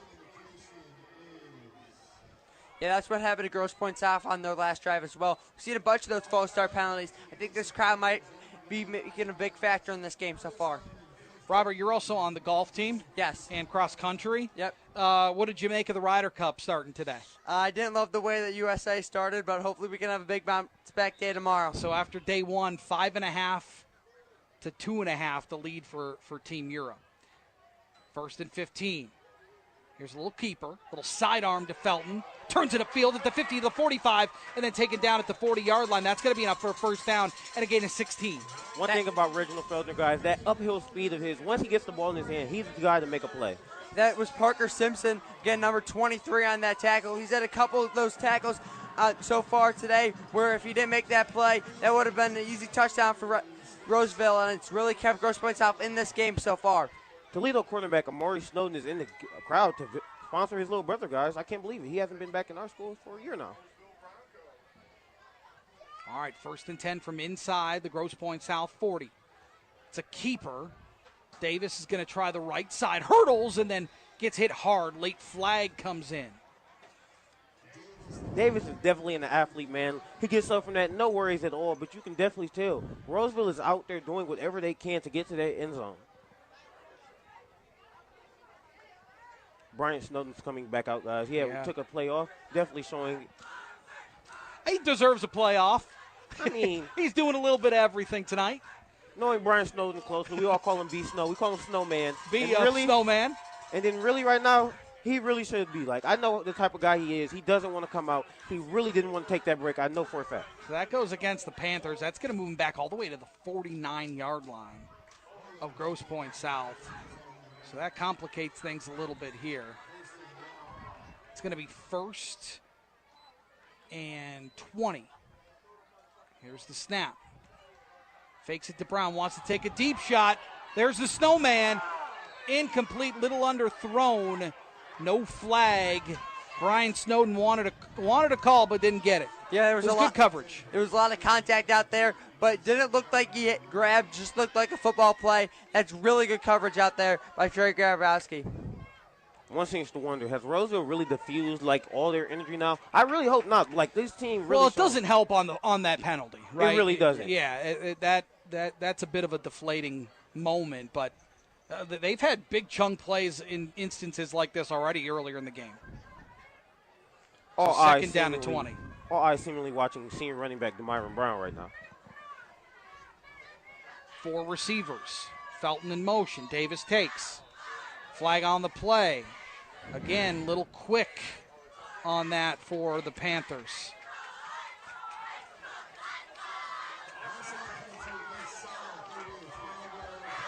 It's like check that. That's going to go on Grosse Pointe on the quick jump. So 2nd and 15. Interesting that they blew that play dead instead of let it play out. Right. So they'll move that to the 44-yard line, 2nd and 15. All right, 2 receivers left, 2 right. DeMyron Brown in the backfield. Davis to the shotgun, takes. Fakes the pitch to Felton. 5-step drop, wants to take a shot down the field, got a man, incomplete. Sophomore Rico Crudup, man, just one more step and he got that ball. That was good coverage out there by number 11 sophomore Ethan Morgan. But I'll tell you, Brian Davis missed him by an inch. The entire crowd felt it. Everyone screaming, "Oh my God, Rico!" They knew he had that in him. So big 3rd down here. 3rd and a long way. 3rd and 15. They go to that same formation. 2 receivers left, 2 right. Rico Crudup on the outside again. Davis takes. Stands in, throws incomplete. Looking for Felton, but it falls incomplete, and they're going to have to punt it away. 9:39 to play here in the 4th. Now, this could be a big drive for Grosse Pointe South. Their goal is probably to go drive down this ball down the field, take a bunch of time off the clock, and not give Roseville the opportunity to get back in this game, especially with Roseville's big play opportunities. Yeah, and I think at the end of the day here, points for Grosse Pointe South. Even if you get to the 2-yard line and kick in a little chip shot field goal, points will be vitally important here for the Blue Devils.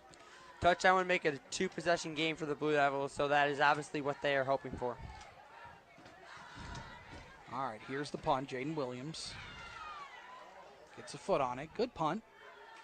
Called for the fair catch by Charlie Micheletti, and he makes it at the 20-yard line, so that's where Grosse Pointe South will take over this drive. They need to go 80 yards to get into the end zone. Miles, let me ask you this. So I saw you when I came in earlier today. Yeah. You had all kinds of stuff hanging off you, a backpack, you got a camera, you're all over the place. At senior day, you were down taking pictures. You're a photographer. 100%, man. And, really, it's really about how much I support these guys. Once I quit, I knew I still couldn't stay away from my team for long. I had to find a way, and we already have a very good photographer and videographer. But, sometimes it's just about the guys themselves, not just about the team. And as we can see, the cheerleaders, band, the entire school really wants me to take their pictures, and it's just about showing up for them at this point. So Rulo scampers for 9 yards. What's this here hanging off you still? What is this? Earlier today, I was crowned in the homecoming court, so really I got a chance to become homecoming king at our homecoming dance next Saturday. Well, congratulations. Thank you. That's awesome. And it was one of the 12 things hanging off me earlier. Ray, were you ever on the homecoming court? You were? Look at you. I wasn't. What the? All right. Second down and short.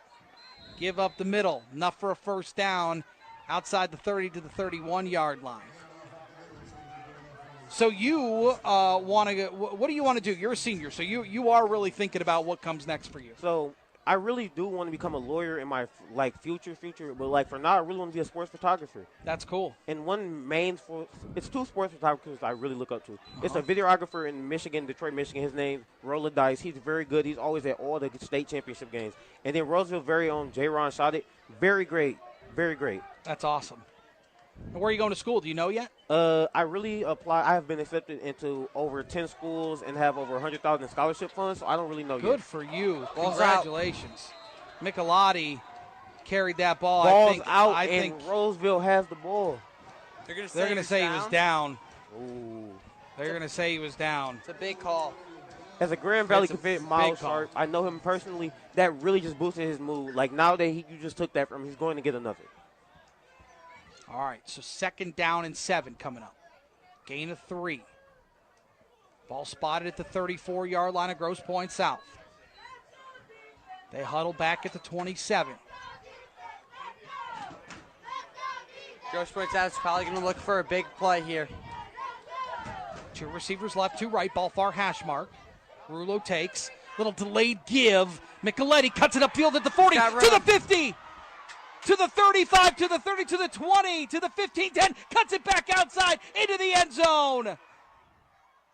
Touchdown, Grosse Pointe South. That's a huge play for Grosse Pointe South. They now have all the momentum. They now can, if they can get a stop here on defense, they can probably run down this clock. Grosse Pointe South might just secure the game. There's a lot of games left to be played. There's a huge play there. One might add, that looks like a little bit of a Ben Johnson play if we had.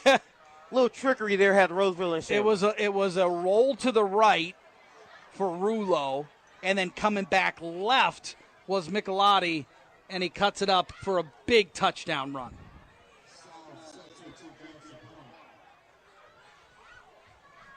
Extra point attempt. Good snap. Good hold. Kicks up. That thing is good. Through the rafters, guys. 7:20 to play here in the fourth quarter. And Grosse Pointe South expands their lead. It's 33-25. And, guys, I know this Roseville team, if they're going to do anything, they're going to run this clock down. And once they run the clock down, they're going to score. And they're going to put the ball in their best player's hand, DeMyron Brown. I can guarantee you that.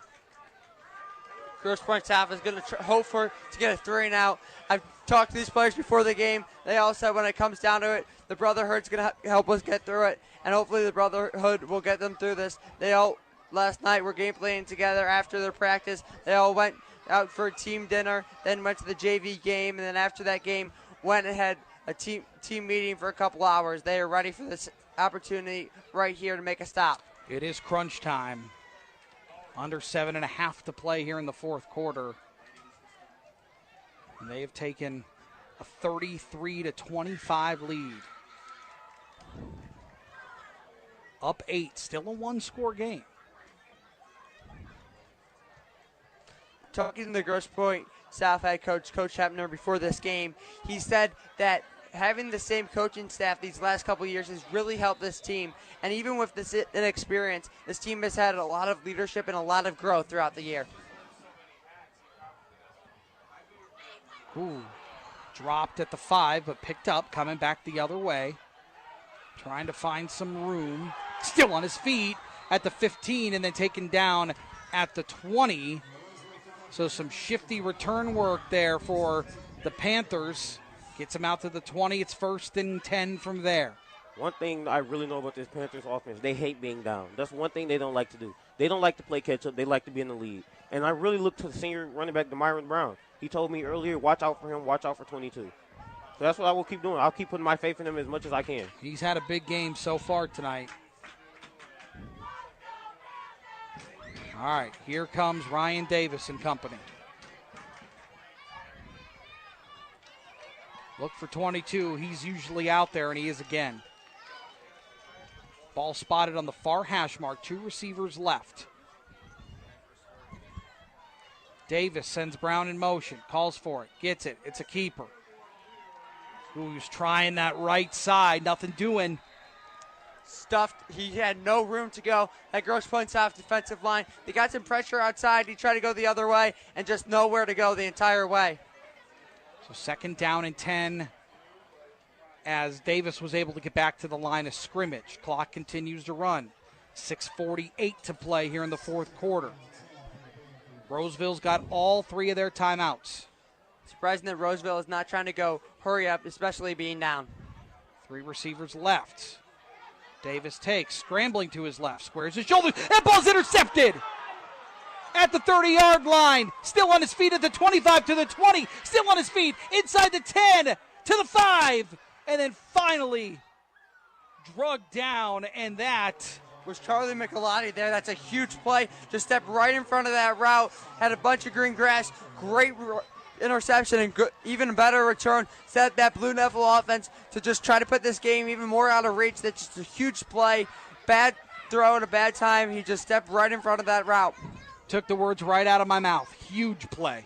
Huge, huge play. I really wonder how Roseville is going to respond in this situation. Well, backs against the wall. Ball's at the 6-yard line.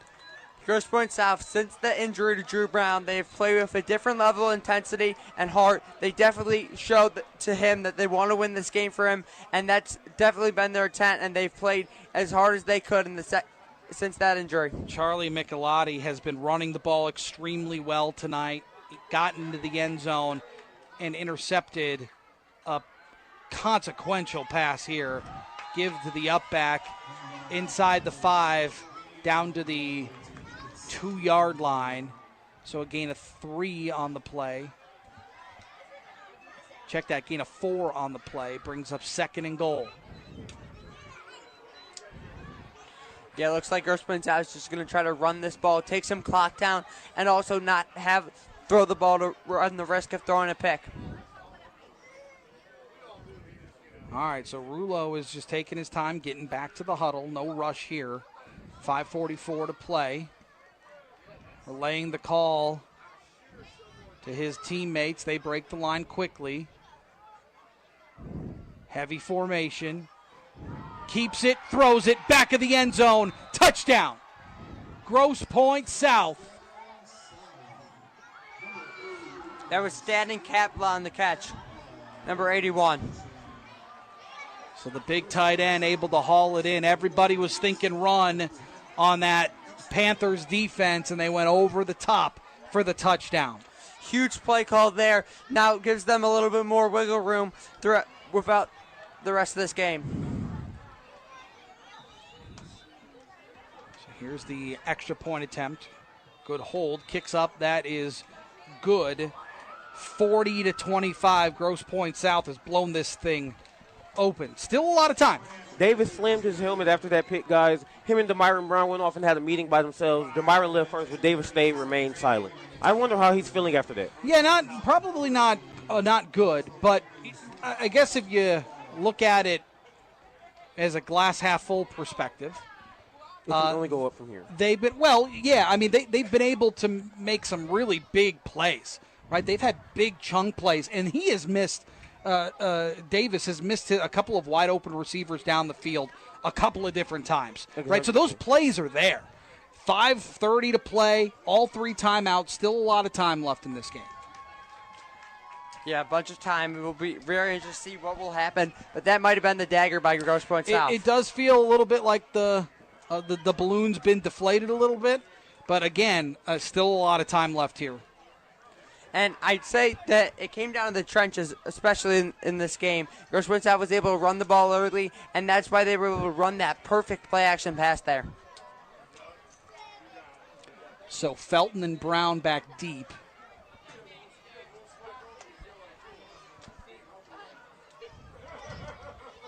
Blue Devils have this thing teed up. This is definitely a game where it has everyone on the edge of their seats, even us in the press box, guys. Up 15. Here's just a little squib kick.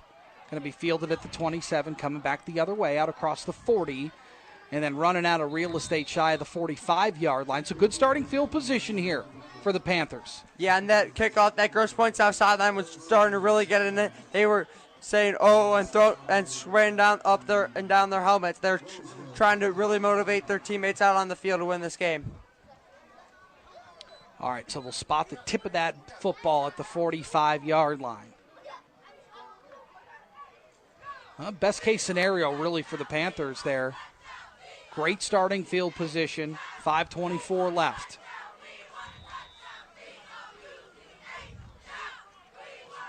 We're down 15. Davis to the shotgun, calls for it.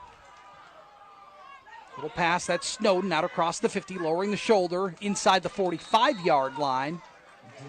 Out to the 43, taken down by Ethan Morgan. So first down inside Blue Devil territory at the 43. They get back to the line. Clock runs, 5:14 to play. Davis calls for it. Gets it, wants to take a shot. That ball's intercepted. Trey Grabowski, one-handed pick at the 20-yard line. It was just a massive play. Step right in front of that route again. And Grosse Pointe South, the entire sideline, that section of fans by Grosse Pointe South, they are just going nuts as they know they probably just sealed the game there. Now they can just run out the clock, and Roseville might not touch this ball for the rest of the game. And that's a little bit of the pressure that you feel, right? Oh, 100%, that you, definitely. And Ryan Davis is a baller. He's a gamer. He wants to make that play. A little bit underthrown there. 100%. And you know he's feeling it now. Going to the sideline, his team's trying to keep him up. They are. He came over to the sideline, and everybody's trying to, come on, to keep him up a little bit. Yeah. Now, Roseville's looking for their defensive leader, Miles Sharp, the Grand Valley commit, to, step up in this situation right now. That's one thing they will do. I formation here for Rulo. Gives it to the up man. Trying to push forward. There's nothing there. He'll get back maybe a half a yard out to the 21-yard line, but that's it. Those were two big picks by Grosse Pointe South. Just as it seemed like Roseville was trying to get back a little bit of momentum, Grosse Pointe South just grabbed it right back, and that was a huge play right there. Right now, all the pressure is on Roseville's defense, especially Bryant Snowden. After the game he's had on offense, can he step up on defense? His brother is a cornerback. His family grew up around cornerbacks. I wonder, can he step up with that? 4:28 to play. Interesting to see what Grosse Pointe South will do if they will decide to use their quarterback's legs, which has been very dynamic, or if they're going to just run the ball or if they're going to throw it. 40-25, Grosse Pointe South on top. Here's a give. Once again, Charlie Michelotti out to the 22-yard line, 23-yard line, excuse me. Once again, Grosse Pointe South is definitely trying to run this clock down. Yep. And all Roseville can really do is pray they get the stop fast enough. Yeah, it's definitely what Roseville is hoping for. Grosse Pointe South is just going to take their time, let this clock run down here. Sam Rulo trots back to the huddle. It's 3rd and 7. From the 23-yard line. 3:30 to play. Roseville still with all 3 timeouts. Here's Michelotti, chopped down from behind. Not going to get the first down. Panthers, I believe, stopped the clock. 3:21 to go. That takes one timeout out of the pocket of head coach Vernon Snowden. And he really is one. Now, 7 years as a head coach, guys, I really wonder what's going through his head. He's been in plenty of moments like this, but can his team make the moment?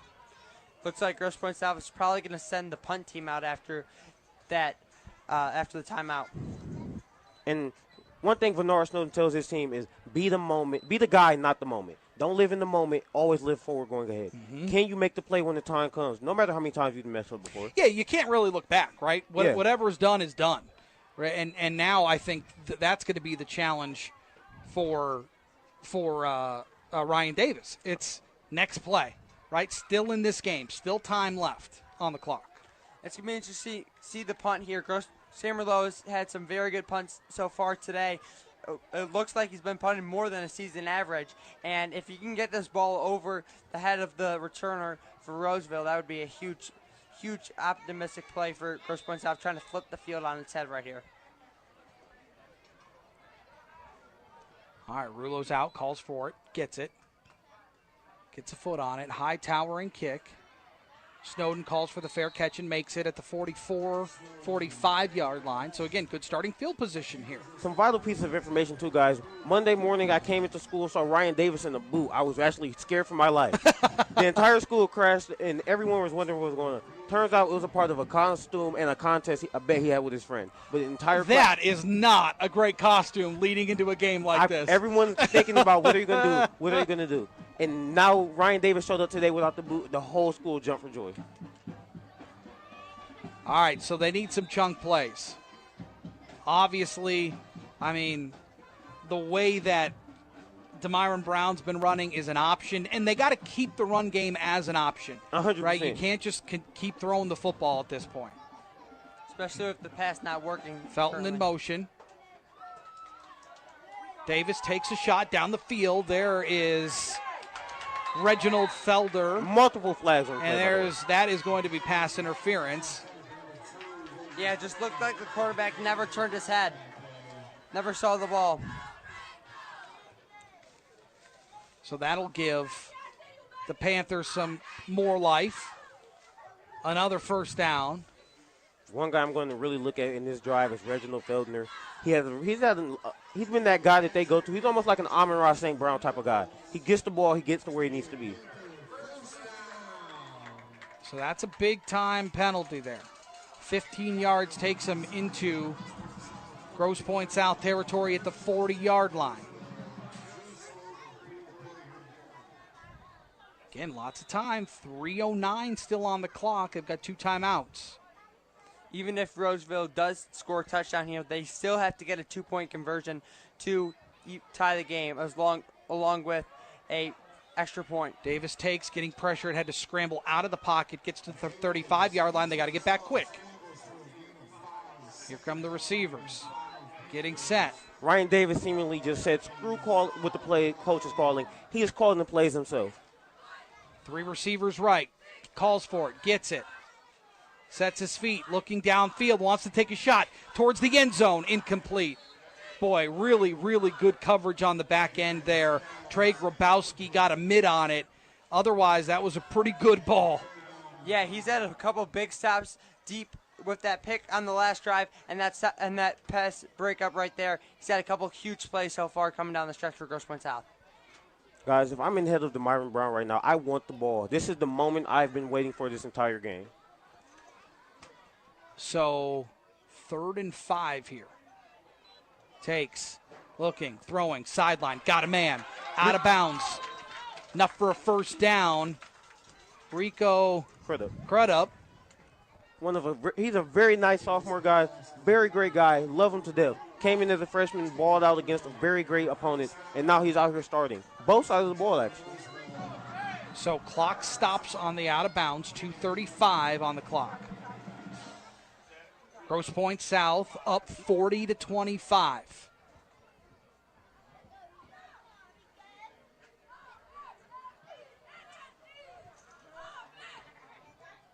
Davis settles in. They go heavy. Tight to the formation. Getting pressured. Going to bail. Throws. That ball's picked off at the 20. Nobody to catch the cornerback. Zach Wilson takes it to the house. That was 3 straight drives that the Blue Devils had a pick, and that one returned all the way for 6, and they just have played great defense down the stretch, and that is what determined this game. They balled out after that injury. They played with heavy hearts, and they probably won this game for Drew Wilson. Ryan Davis is he's having a hard time getting up. He got hit hard there at the 30-yard line. Demyron Brown was trying to help him up, but he collapsed back at the 30. Once again, that Roseville team, this game is bound. This is definitely a part 2 in the playoffs you got to come see, no matter the outcome. Yeah, it just seems that the Roseville crowd is starting to leave, and that Grosse Pointe South crowd is being louder than they have been all night. So you don't like to see this again. Ryan Davis is down. He did get up for a minute, but he went right back down. Demyron Brown was trying to help him up, got him up, and then he collapsed again at the 30. Looks like the trainers for both schools are out there helping him up.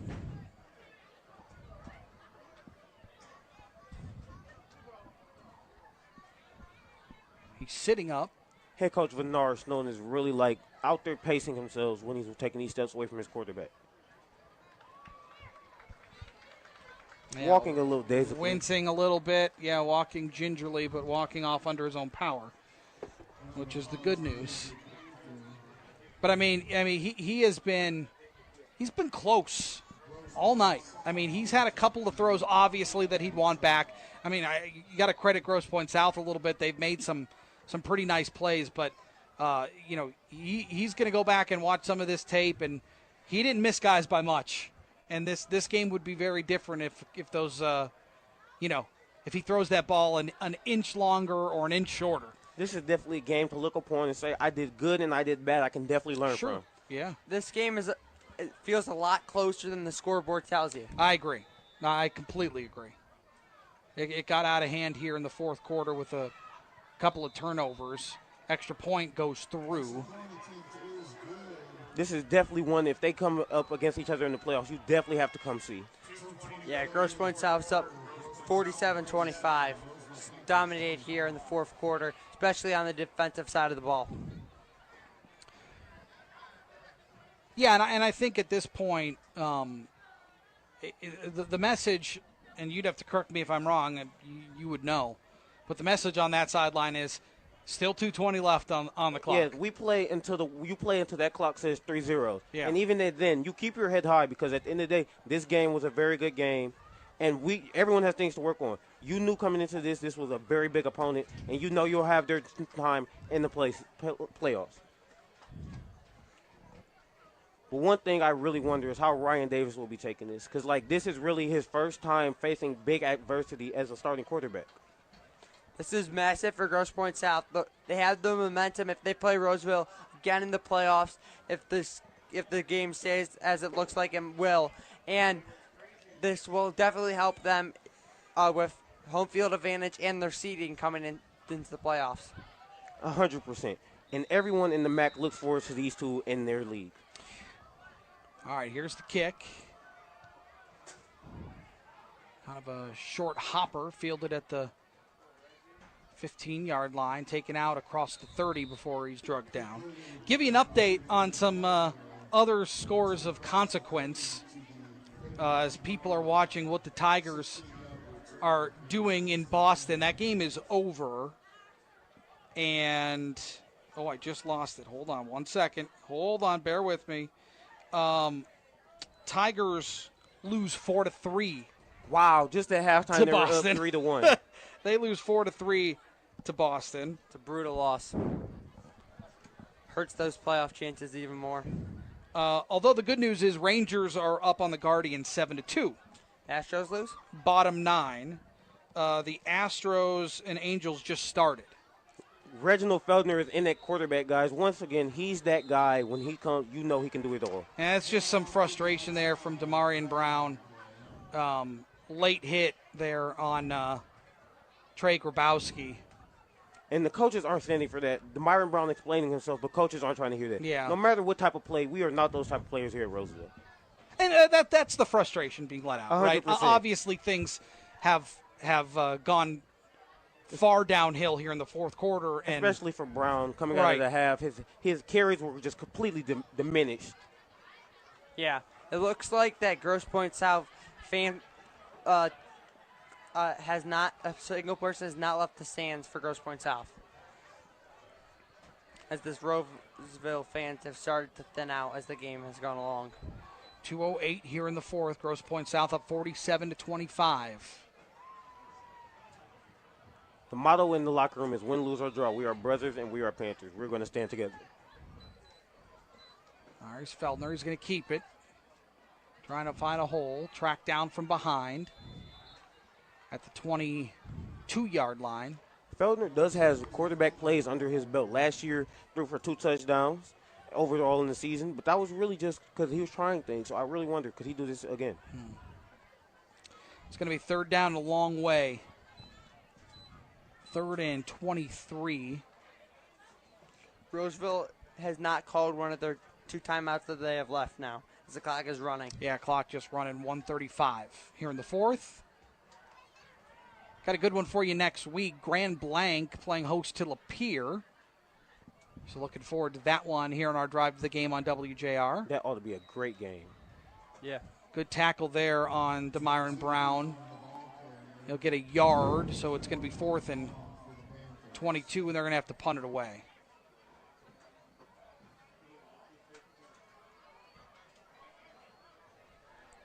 But I'm with you, Robert. This game was a lot closer than what the score indicated.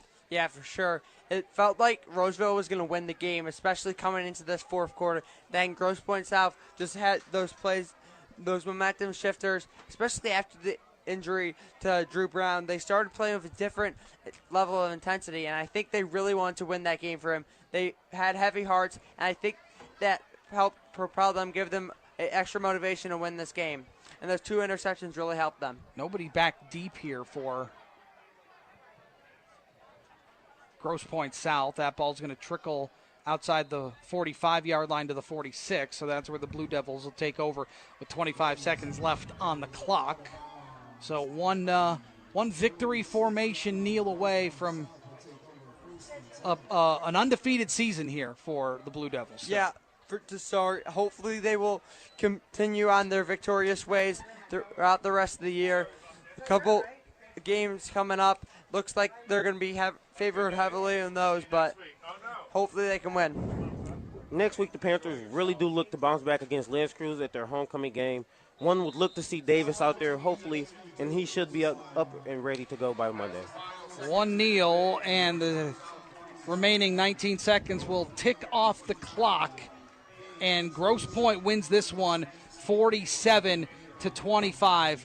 Robert, great stuff. Well done. Thank you. It was a pleasure to have you in the booth, and Miles, great job. Well done. Amazing. Obviously, things didn't go down the way you wanted to tonight, but it was great having you up here. Of course, man. Great. Thank you for having me. Amazing time out here. And one thing about me, win, lose, or draw, I'm still going to ride with my Panthers. No doubt about it. All right, well, that's going to do it for us here at Roseville, where Grosse Pointe South wins it 47-25. Ray, thank you. Everybody back at the studio, thank you. Dave Rieger, our producer.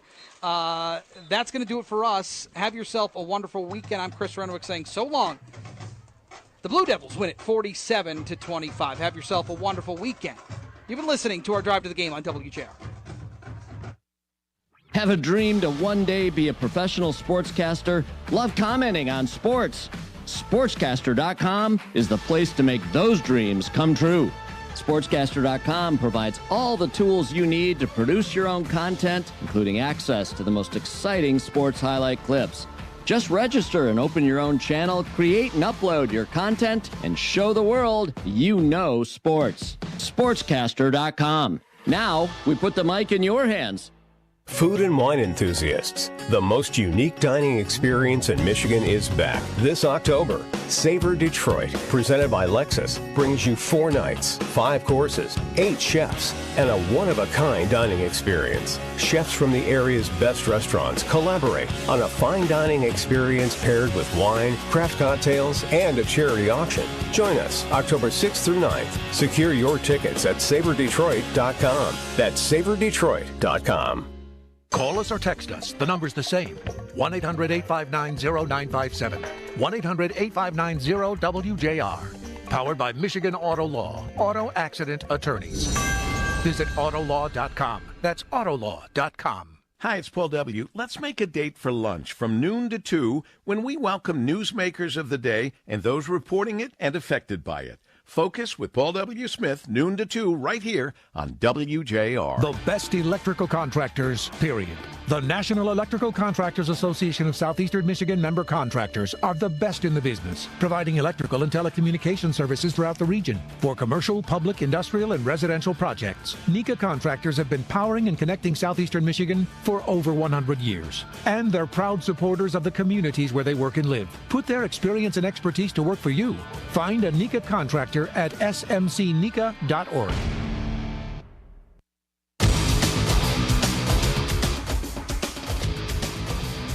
Point South, 47-25 is the final score here at Roseville. We'll have the post-game show on sportscaster.com and our YouTube channel. Thank you, everybody, for listening. Back to WJR.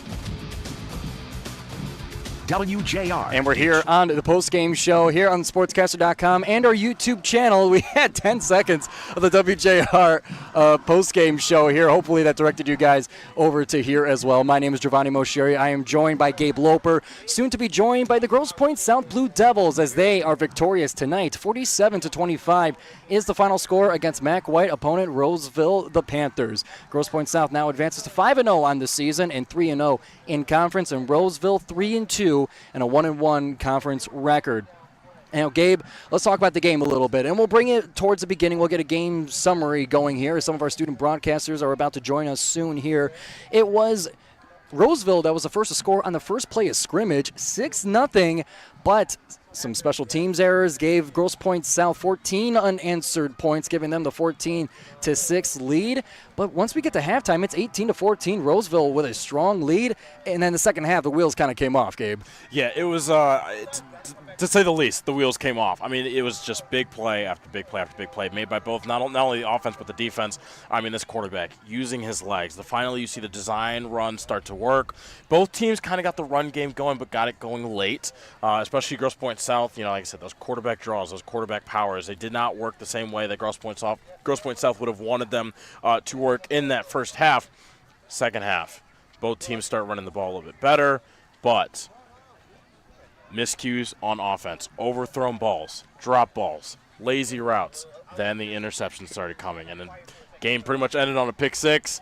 It's like I said, the wheels falling off, Gio, I think is an understatement. Yeah, Roseville, they had in the third quarter a 25-14 lead, and then it was just an avalanche of 33 unanswered points by Grosse Pointe South. They now extend their MAC White win streak, in conference regular season to 39 games. That's a 10-year streak of wins in the regular season here. It is likely, if Roseville's able to arise from this, it's likely that they'll face each other again in the playoffs as they have been for the past 2 years. And Gabe, if they are to meet again in the playoffs, what is going to have to change in order for Roseville to come up top, or even what does Grosse Pointe South have to do to stay the same and stay victorious? I think for both of these teams, it's doing what you did well in the second half and making sure that those things translate over to an eventual, I would call it pretty much an inevitable playoff rematch. And we've seen that so many times in the last few years where these teams, they play in the regular season and they play again in the playoffs. But, I think if you're Roseville, it's like you have to be like, okay, you know what, we ran the ball well. That second half, they ran the ball extremely well. They were getting their guys out in space, whether it was the quarterback, the running backs, that cycle going on. They had the opportunities to expand, use the run game, and eventually get in the end zone. It was only a few plays here and there that really threw things off the rails for Roseville. So, again, when you watch the film later on, in what I would call an inevitable playoff rematch, when you watch that film again, the things that are going to show up, all right, we can fix this here and there. If you're Grosse Pointe South, you have to understand that you did not play a perfect game, and that winning by 18 points is absolutely, that's huge. It's great. But at the same time, you have to be like, we didn't run the ball the same way that we would have wanted to. The quarterback power, which is one of our kind of bread and butter, did not work the same way that we would have wanted to, especially in that first half. So there's going to be a lot of improvement going for both these teams when they look at the film eventually in the future and even going into next week. But overall, I think if you're Grosse Pointe South, you're happy. If you're Roseville, you'd be like, you know what? we lost this game, but we can be back. Yeah, there's still plenty of season left to play before that predicted playoff rematch between these two teams here. Stay tuned here on the post-game shows. We'll be joined by Grosse Pointe South's quarterback, Sam Rowlow, as well as running back and interception haver, Chris Michelotti. They'll be joining us on the show, as well as our student broadcasters from Grosse Pointe South, Robert Hiddling and Miles Merriweather. They'll be joining us on the post-game show here shortly. But Gabe, some of our final thoughts before we bring some of our guests onto the broadcast here. The atmosphere tonight. I always go to the atmosphere, especially in rivalry games like this where there's very close neighboring schools, full stands on both sides. How were the vibes tonight? I think it gave the exact vibes that we were kind of expecting, going into this one, where it's like, rivalry games, teams that meet, once a year in the regular season, and then sometimes again in the postseason, where it's like there's energy, but there's also the little bit of nerves from both sides. It's like the anticipation with every snap, what's going to happen, who's going to be, and just waiting for that big play to occur. So, you saw the momentum swinging. You saw the Grosse Pointe South stands getting loud, especially towards the end of that second half. But eventually, Roseville, they had their runs in the third quarter, and their stands were loud, and the student section was rocking, band was rocking. Great environment today. Yeah, and I do want to give a shout-out. As much as we're talking about Roseville in more of a negative sense, obviously just because of the outcome of the game. They have some fantastic players on that roster. Miles Sharp on the defensive line made multiple plays, run stops, had a sack in the game as well. And the running back number 22, who I'm searching through the roster to find here, but regardless, he had multiple huge chunk runs, one that led to a 37-yard touchdown. He had two of them. 2 touchdowns in this game. Let's not say that Roseville, it's hopeless for them. They have a fantastic team. They just ran into a great team unfortunately, on their turf. Absolutely. And like I said, when you're looking at the film, post-game, when it's Monday morning and you're in the film room, or I guess Monday after school, and you're in the film room and you're looking at what the things that went right and the things that went wrong, you can look and say, we were in this game. Matter of fact, we had a 2-score lead at some point in this game, and the wheels fell off the rails. And if that doesn't happen, then maybe it's a different story. Maybe if there's one ball that's not overthrown, maybe it's a different game. But regardless, if you're Roseville, you can't help but say, it's like, we still have the plays, we still have the playmakers, and we have a good head on our shoulders going forward. A rematch, like I said, is almost inevitable. Going forward, it's not panic. It's not time to hit the panic button just yet if you're the Roseville Panthers. And with perfect timing, our student broadcasters join us here on the post-game show from Grosse Pointe South. One of the Blue Devils, Robert Hiddling, as well as senior from Roseville, Miles Merriweather. Fellas, thank you for joining us on the post-game show. How was the broadcast? It was a great time. Really fun experience. Great win for the Blue Devils. 100% great experience. Didn't get the outcome I really was hoping for. You could tell in the broadcast very much so, but I still 100% grateful for the opportunity. Love it here. Yeah, and we love to hear your guys' perspective, especially as students, as we know that passion is innate, and you can't help it when you're rooting for your school or mourning the loss of it. We still love your guys' perspective, and you guys did great on the broadcast tonight. Give us some little analysis of the game as you saw it through your eyes. Yeah, so what I saw was that early in the game, it was really dependent on special teams, especially in that first quarter. Then Roseville took that momentum in the second and third quarter, and then Grosse Pointe South came out in the fourth quarter and just defensively had a bunch of great stops, and those picks late in the game really turned that game on its head and made that score made the final score more bigger than it was. It was a much closer game than the scoreboard showed. 100%, I agree. When it comes down to it, Roseville and Grosse Pointe South are both very great teams, very great competitors. But when it came towards the fourth quarter where Roseville should have actually applied more pressure, it seems Grosse Pointe South took that challenge and took a step to the plate. And now that we have our players, they have made their way here, fellas. We'll have you back at the post-game show in just a second here. But the victorious Grosse Pointe South Blue Devils will be joining us shortly on our post-game show here.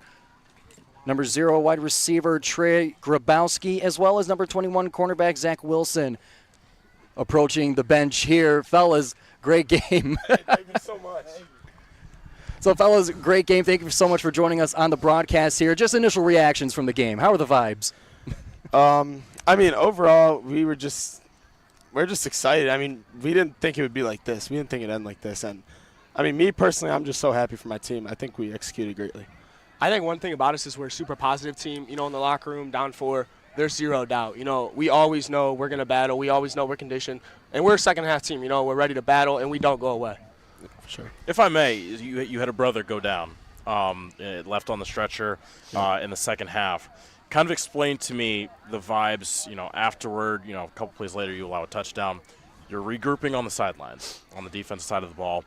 Explain, the conversation that's going on, and it's like how you're rallying behind rallying the troops, not just to get a win, but to get a win for your fallen brother. Yeah, for sure. So, I mean, on the sideline, we saw him go down, and, I mean, it was bad. I mean, we went to the sideline. Our hopes were kind of, like, down. We weren't all, in our, like, excited mood we were. And, I mean, our leaders on the team stepped up and just really got us back into it, and we locked in our second half. I think it really emphasized how much of a team we are. Like, Drew, he's not the biggest guy. He's not the fastest guy, but he's one of, like, the toughest dudes I know. And he's a dog. And to see him go down, I mean, that's not what you want to see. But to see the way we rallied, it was truly special.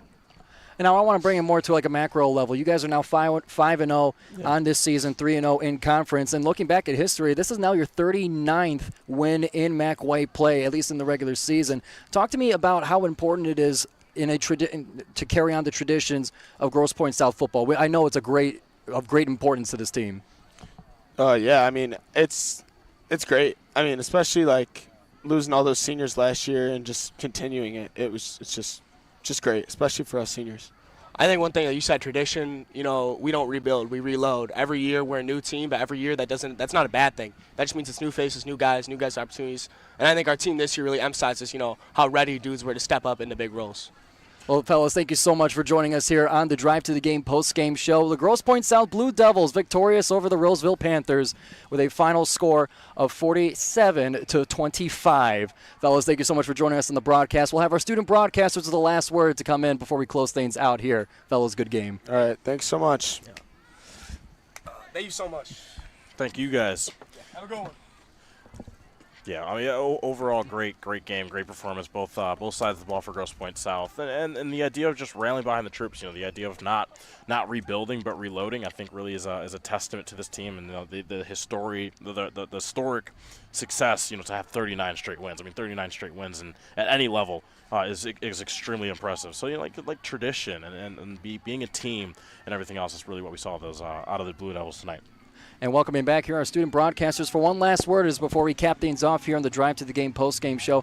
I want to bring it out to you guys in a personal sense as far as your experience on the broadcast. Was this your first broadcast? Is this something you'd like to continue? Just like, what was it like in the booth being with Chris? For my first broadcast coming out of outside of my school, it was very amazing. Like the production was amazing, the people were amazing, and it put a new perspective in my eye from how to see the game.